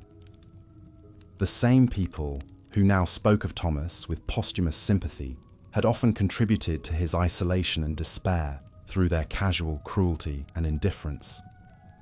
She wondered whether they would someday speak of Edmund with similar false compassion, while treating the next struggling soul with equal callousness. The seasonal rhythms that had structured Thomas's decline were beginning to affect Edmund in similar ways. As winter deepened and farm work became impossible, he had more time to spend in the tavern and fewer productive activities to structure his days. His drinking increased accordingly, following patterns that seemed almost inevitable given the limited options available to young men in his situation during the coldest months of the year. Medieval winters were particularly dangerous for people prone to excessive drinking, because the combination of darkness, cold, and enforced inactivity created perfect conditions for depression and substance abuse. Without artificial lighting, people went to bed shortly after sunset and woke long before dawn, creating extended periods of darkness that could worsen existing mental health problems. The cold made outdoor work impossible, eliminating the physical activity and sense of purpose that might have provided alternatives to drinking. Food shortages were also common during winter months, as preserved stores from the previous harvest gradually dwindled and fresh food became unavailable. Hunger created additional stress and anxiety that drove some people to drink more, while also making the effects of alcohol more pronounced and dangerous. The combination of malnutrition and heavy drinking was often lethal, though the deaths that resulted were typically attributed to various ailments rather than recognized as consequences of alcohol abuse. Edmund's financial situation made all these problems worse. His inherited debts meant that he had less money for food and fuel, making him more vulnerable to cold and hunger. His anxiety about his inability to pay what he owed drove him to drink more, which consumed money he needed for basic survival. This created a downward spiral, where each problem exacerbated the others, making recovery increasingly difficult as winter progressed. Margaret watched these patterns develop with growing concern, but limited ability to intervene effectively. She could provide some charity in the form of free meals or watered-down ale, but she couldn't solve Edmund's fundamental problems with debt, depression, and social isolation. Her tavern could offer temporary shelter and companionship, but it couldn't provide the kind of comprehensive support that might have helped him avoid Thomas's fate. The village's other institutions were equally limited in their ability to address Edmund's situation. The church could offer spiritual counsel and limited material assistance, but medieval Christianity's emphasis on individual moral responsibility made it difficult for religious authorities to address problems that stemmed from social and economic circumstances beyond individual control. Father Benedict genuinely wanted to help Edmund, but his theological training provided few tools for dealing with what we would now recognize as clinical depression and addiction. The local lord, who technically owned Edmund's land and inherited debt, had his own financial pressures and little incentive to show mercy to a tenant who couldn't meet his obligations. Medieval feudal relationships were based on mutual obligations, but these arrangements assumed that both parties could fulfill their responsibilities. When tenants like Edmund became unable to pay their dues, lords typically responded by seizing assets or transferring debts to relatives, rather than addressing underlying problems that prevented payment. The village's craft guilds, which might have provided alternative employment opportunities, were generally closed to people who lacked proper training or family connections. Edmund's skills were agricultural, developed through working with his father, but the farming knowledge that might have served him well in better times was useless when he lacked the resources to plant crops or maintain livestock. His situation illustrated how medieval economic systems, while providing stability during normal times, offered few safety nets for people who experienced sudden reversals of fortune. These institutional limitations meant that Edmund's fate depended largely on informal networks of family, friends, and community members who might be willing and able to provide assistance. But Edmund's family connections had died with his father, and his friendships had been strained by his increasing reliance on alcohol and his growing inability to reciprocate social obligations. The community support that might have helped him recover was gradually eroding as his behaviour became more problematic and his prospects more hopeless. Margaret recognised these patterns because she had observed them in Thomas's case and in the cases of other tavern regulars who had experienced similar declines over the years. The progression was rarely identical in its details, but the underlying dynamics were remarkably consistent. Economic or personal crises would create stress and anxiety that drove increased alcohol consumption. The drinking would then create additional problems that worsened the original crisis. Social relationships would deteriorate as the person became less reliable and more focused on obtaining alcohol. Eventually, the individual would become isolated, impoverished, and physically damaged by years of heavy drinking, leading to the kind of marginalized existence that Thomas had experienced. Understanding these patterns didn't make them easier to interrupt, but it did help Margaret develop more realistic expectations about what she could and couldn't accomplish through her informal interventions. She couldn't cure Edmund's depression, solve his financial problems, or force him to stop drinking. But she could maintain a relationship with him that preserved his dignity and provided some stability during his decline. She could ensure that he had access to food and shelter when possible. Most importantly, she could treat him as a human being worthy of respect and compassion, regardless of his growing problems with alcohol. This approach had probably extended Thomas's life and had certainly improved its quality during his final years. Whether it would be enough to help Edmund avoid a similar fate remained to be seen, but Margaret was committed to providing whatever support she could offer within the limitations of her circumstances and capabilities. The winter deepened, bringing with it the familiar challenges of cold, darkness, and scarcity that made survival difficult for everyone, but particularly dangerous for people like Edmund, who were already struggling with multiple problems. Snow fell heavily and frequently, making travel between villages nearly impossible and isolating the community from outside news and assistance. The tavern became even more central to village social life during these months, serving as one of the few warm, well-lit spaces where people could gather for companionship and entertainment. But the increased social activity also created additional temptations for people prone to excessive drinking. The long winter evenings were filled with storytelling, singing, games, and other activities that traditionally involved alcohol consumption. Edmund found himself participating in these gatherings more frequently, partly because he had little else to do with his time, and partly because the social interaction provided temporary relief from his anxiety and depression. Margaret watched these developments with mixed feelings.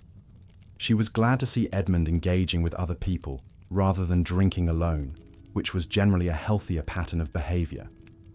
Social drinking, even when excessive, was less dangerous than solitary consumption because it provided some external structure and oversight.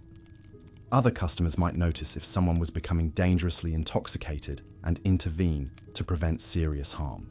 But she also recognised that the winter social activities were encouraging Edmund to drink more regularly and in larger quantities than he had during the autumn months. The communal nature of the drinking made it seem more acceptable and less problematic, even as the total consumption increased to levels that were clearly damaging his health and financial situation. Medieval attitudes toward alcohol were complex and often contradictory. Religious authorities preached temperance while using wine in religious ceremonies and operating breweries and vineyards. Secular authorities regulated alcohol production and sales while collecting taxes from the trade and recognizing its importance to social stability. Medical practitioners warned about the dangers of excessive drinking while prescribing alcohol-based remedies for various ailments. These contradictions created an environment where the line between acceptable and problematic drinking was constantly shifting based on context, social status, and individual circumstances. Edmund's consumption might be viewed as excessive by some standards, but normal by others, depending on who was making the judgment and what criteria they were using. Margaret had developed her own informal standards based on practical observation rather than abstract principles. She was less concerned with how much someone drank than with how their drinking affected their ability to function, maintain relationships, and take care of their basic needs. By these measures, Edmund's consumption was becoming problematic, but it hadn't yet reached the levels that had characterized Thomas during his worst periods. The challenge was determining when and how to intervene more directly. Margaret had learned from her experience with Thomas that premature or overly aggressive interventions could backfire, driving people away from sources of support and toward more dangerous drinking environments. But she had also learned that waiting too long could mean missing opportunities to provide help before problems became insurmountable. Edmund's youth was both an advantage and a disadvantage in this situation. His body was better able to tolerate heavy drinking than Thomas's had been during his final years, giving him more time to recover if he chose to address his problems. But his youth also made him more likely to take risks and less likely to recognize the long-term consequences of his current behavior.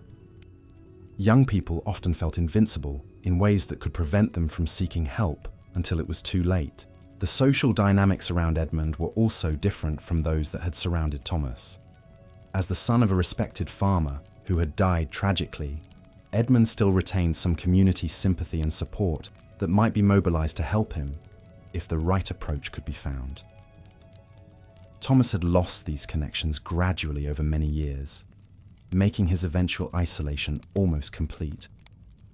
Edmund's situation was more recent and less entrenched, suggesting that intervention might still be possible if handled carefully. But time was working against Edmund in ways that mirrored Thomas's experience.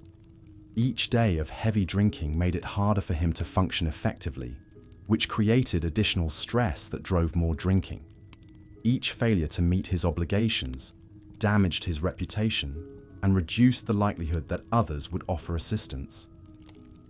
Each morning that he woke up hungover and ashamed reinforced his sense of hopelessness and his belief that alcohol was his only reliable source of comfort. Margaret began to notice changes in Edmund's appearance and behavior that reminded her of Thomas's early decline. His clothes became less clean and well maintained as he spent more money on alcohol and less attention on personal care. His speech became slightly slurred even during daytime hours, suggesting that he was drinking earlier and more consistently than before. His hands developed a slight tremor that was most noticeable during the morning hours, indicating that his body was becoming physically dependent on alcohol. These physical changes were accompanied by shifts in Edmund's social interactions that followed patterns Margaret had observed in other heavy drinkers. He became more irritable and defensive when questioned about his drinking or his failure to complete various tasks. He began avoiding people who might criticize his behavior or remind him of responsibilities he was neglecting. He started gravitating toward other heavy drinkers who wouldn't judge his consumption or expect him to moderate his behavior. The winter months also brought specific triggers that seemed to accelerate Edmund's decline. The anniversary of his father's death fell during the coldest part of the year, creating an emotionally difficult period when Edmund's grief was compounded by his anxiety about his inability to manage the farm successfully. Religious holidays like Christmas and Epiphany highlighted his isolation from family traditions and his failure to achieve the kind of stability and success that his father had represented. During one particularly difficult evening in late January, Edmund became so intoxicated that he began crying openly in the tavern, mourning his father's death and expressing despair about his own future. The other customers responded with a mixture of sympathy and discomfort, unsure how to handle such a raw display of emotion from someone they had known since childhood. Margaret intervened by guiding Edmund to a quiet corner where he could compose himself without becoming the center of attention. She sat with him while he sobbed, offering the kind of patient presence that she had provided to Thomas during his own moments of crisis. She didn't try to offer solutions or advice, recognizing that Edmund needed to process his grief and fear rather than receive instruction about how to improve his situation. "I can't do it," Edmund whispered through his tears. "I can't be the man my father was. I can't save the farm, can't pay the debts, can't even take care of myself. He would be so ashamed of what I've become." Margaret listened to these self-recriminations with the sad familiarity of someone who had heard similar words from Thomas many times over the years. The sense of failure and shame was almost universal among people who struggled with drinking problems, creating additional emotional burdens that made recovery even more difficult. "Your father loved you," Margaret said quietly. "He wouldn't want you to carry this burden alone. He would want you to find help, to accept support from people who care about you." Edmund shook his head violently. "There is no help. There's no one who cares. Everyone just watches and waits for me to fail completely so they can take what's left and divide it among themselves." This perception of being surrounded by people who wanted him to fail was partly accurate and partly distorted by Edmund's depression and drinking. There were indeed villagers who stood to benefit from his continued decline, creditors who might claim his property, and competitors who might acquire his land at reduced prices. But there were also people who genuinely wished him well and would have helped if they had known how to do so effectively. Margaret tried to help Edmund see these distinctions more clearly, to recognize that his situation, while difficult, was not completely hopeless. But she also understood that people in his condition often developed a kind of tunnel vision that made it difficult for them to perceive opportunities or support that existed around them. The alcohol that provided temporary relief from emotional pain also clouded judgment and distorted perception in ways that made problems seem worse and solutions seem impossible. The conversation continued for nearly an hour, with Edmund alternating between despair and anger, between self-blame and resentment toward others. Margaret listened patiently, offering occasional words of comfort, but mostly just providing the kind of human presence that Thomas had valued during his own darkest moments. Eventually, Edmund exhausted himself emotionally and fell asleep in his corner, much as Thomas had done countless times during his years at the tavern. Margaret covered him with a blanket and left him to sleep, knowing that he would wake with little memory of their conversation, but hoping that the experience of being heard and comforted might provide some small benefit to his overall emotional state. The next morning, Edmund seemed embarrassed by his emotional breakdown and tried to act as if nothing significant had happened. But Margaret noticed that he was more withdrawn than usual, drinking quietly by himself rather than participating in the social activities that normally filled the tavern during winter evenings. She interpreted this change as a sign that their conversation had forced him to confront realities about his situation that he preferred to avoid. This pattern of emotional crisis, followed by increased withdrawal and isolation, was another familiar element of the progression towards serious alcoholism. People would occasionally break through the denial and numbness that protected them from fully recognizing their problems, but the resulting awareness was often so painful that they would retreat even further into drinking to avoid dealing with uncomfortable truths. Margaret had watched Thomas go through similar cycles many times, and she understood that each episode represented both an opportunity for intervention and a risk of deeper entrenchment in destructive patterns. The key was finding ways to support people through these moments of clarity without pushing them so hard that they fled from the discomfort of self-awareness back into the temporary comfort of intoxication. With Edmund, Margaret tried to maintain a balance between availability and pressure, making it clear that she was willing to listen and help while avoiding direct confrontations about his drinking or demands for immediate changes in his behavior. She had learned that sustainable progress usually happened gradually through small improvements that built on each other over time, rather than dramatic transformations that were difficult to maintain. But she also recognized that Edmund's situation was becoming increasingly precarious as winter continued. His financial resources were nearly exhausted, his physical health was showing signs of deterioration, and his social support network was gradually eroding as his behavior became more problematic. The combination of these factors suggested that without some form of intervention, he was likely to follow a trajectory similar to Thomas's, ending in marginalization, poor health, and early death. The challenge was identifying what form of intervention might be effective given the limited resources and understanding available in medieval society. Margaret couldn't provide professional treatment for alcoholism because such treatment didn't exist. She couldn't solve Edmund's financial problems because she lacked the necessary resources. She couldn't force him to stop drinking because he had to make that choice himself. But she could continue to provide the kind of basic human support that had probably extended Thomas's life and had certainly improved its quality. She could maintain a relationship that preserved Edmund's dignity and provided him with at least one source of unconditional acceptance. She could offer practical assistance when possible and emotional support when necessary. Most importantly, she could ensure that he didn't face his struggles completely alone, which was often the factor that determined whether people in his situation survived or succumbed to their problems. The winter slowly gave way to spring, bringing with it the familiar rhythms of renewal and hope that mark the agricultural cycle. Edmund's situation remained precarious, but the changing season provided some opportunities for improvement that hadn't existed during the darkest months of the year. Farm work would resume, offering both physical activity and a sense of purpose that might help counteract some of the depression that was driving his excessive drinking.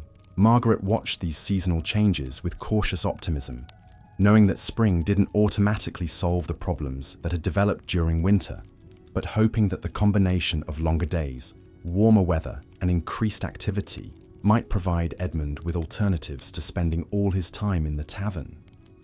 She had seen other people make significant improvements in their lives when circumstances changed in ways that supported recovery, rather than enabling continued decline. But she also understood that lasting change would require more than favorable weather and seasonal opportunities. Edmund would need to develop new coping mechanisms for dealing with stress and grief, find ways to address his financial problems that didn't involve borrowing against an uncertain future, and rebuild social relationships that had been damaged by his drinking. These changes were possible, but would require sustained effort and probably some form of external support that went beyond what Margaret could provide alone. The story of Edmund's struggle was still unfolding, its outcome uncertain, but its trajectory following patterns that had become depressingly familiar to anyone who had observed the progression of alcoholism in medieval village life. Whether he would find a way to break free from the cycle that had claimed Thomas and so many others remained to be seen. But his experience illustrated the same complex interplay of individual choices and social circumstances that had shaped the tragic life of the man whose corner he now occupied during his own darkest moments. Margaret continued to watch, to listen, to offer what support she could, and to hope that somehow the lessons learned from Thomas's story might help her respond more effectively to the next person who needed the kind of compassion and understanding that could make the difference between survival and surrender in the face of overwhelming circumstances. The patterns might be predictable, but each individual story remained unique, and each person deserved the chance to find their own path toward whatever form of redemption might still be possible. The tavern that had witnessed Thomas's final years continued to serve its community long after his death, but the lessons of his story lived on in ways both subtle and profound.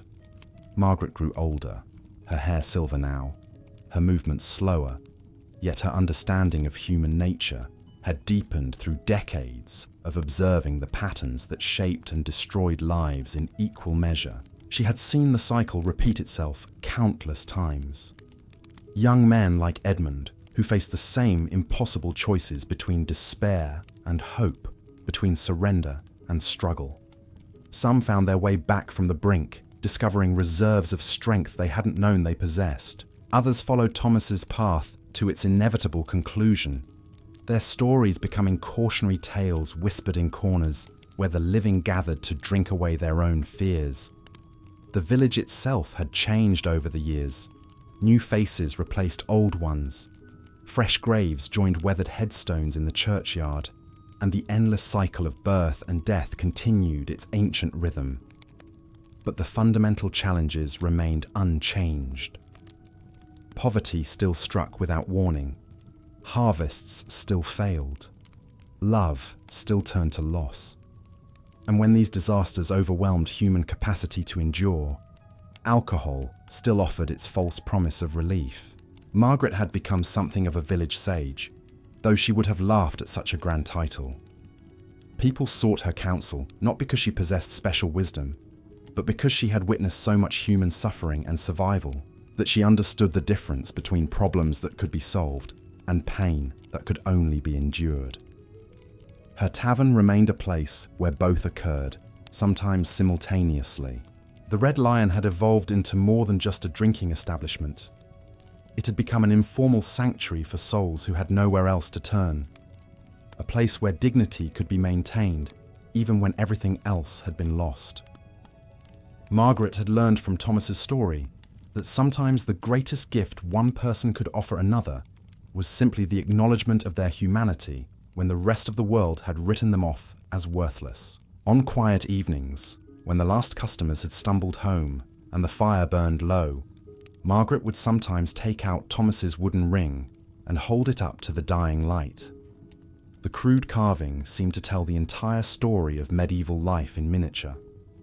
The hope that inspired someone to create beauty from rough materials, the love that motivated acts of devotion, and the tragic fragility of dreams in a world that offered few second chances. She thought often about the young man who had carved that ring, full of plans and possibilities, believing that skill and determination would be enough to build a life worth living.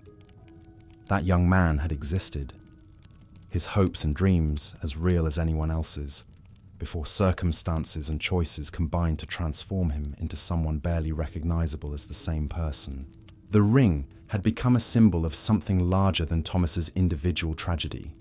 It represented all the potential that was lost when people fell through the cracks of medieval society, all the contributions that might have been made if different choices had been available, all the love that went unexpressed because survival demanded too much energy to leave room for gentler emotions. Margaret had decided that when her own time came, the ring should be buried with Thomas, returning to him the symbol of the person he had been before the world taught him that hope was a luxury he couldn't afford. It seemed fitting that his final resting place should acknowledge not just the broken man who had died in her tavern, but the dreamer who had lived long enough to carve a promise of forever into a piece of ordinary wood. The sun was setting on another day in the village, casting long shadows across the tavern floor where Thomas had spent his final years. Somewhere in those shadows, his story continued to whisper its lessons to anyone wise enough to listen. About the difference between judging and understanding. About the thin line between respectability and ruin. About the power of small kindnesses to preserve dignity even in the darkest circumstances.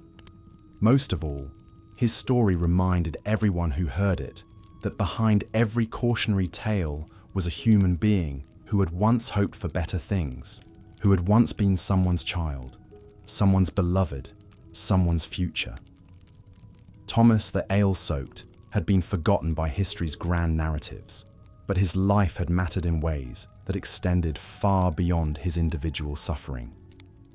In the end, that was perhaps the most important lesson his story could teach, that even the most tragic lives have meaning, even the most broken people retain their essential humanity, and even the most forgotten souls deserve to be remembered not just for how they died, but for how they lived and loved and hoped during whatever brief time they were granted on this earth. The medieval world moved on, as it always had, carrying within it the accumulated wisdom of countless stories like Thomas's. Stories of ordinary people facing extraordinary challenges. of communities learning slowly and imperfectly how to care for their most vulnerable members, and of the eternal human struggle to find meaning and dignity in circumstances that often seem designed to crush both. And in that ongoing story, Thomas's life had played its small but essential part, teaching lessons about compassion and understanding that would outlive the crumbling stones of the tavern where he drew his final breath. Lessons that echo still in every act of kindness shown to those who have lost their way in the darkness of their own despair.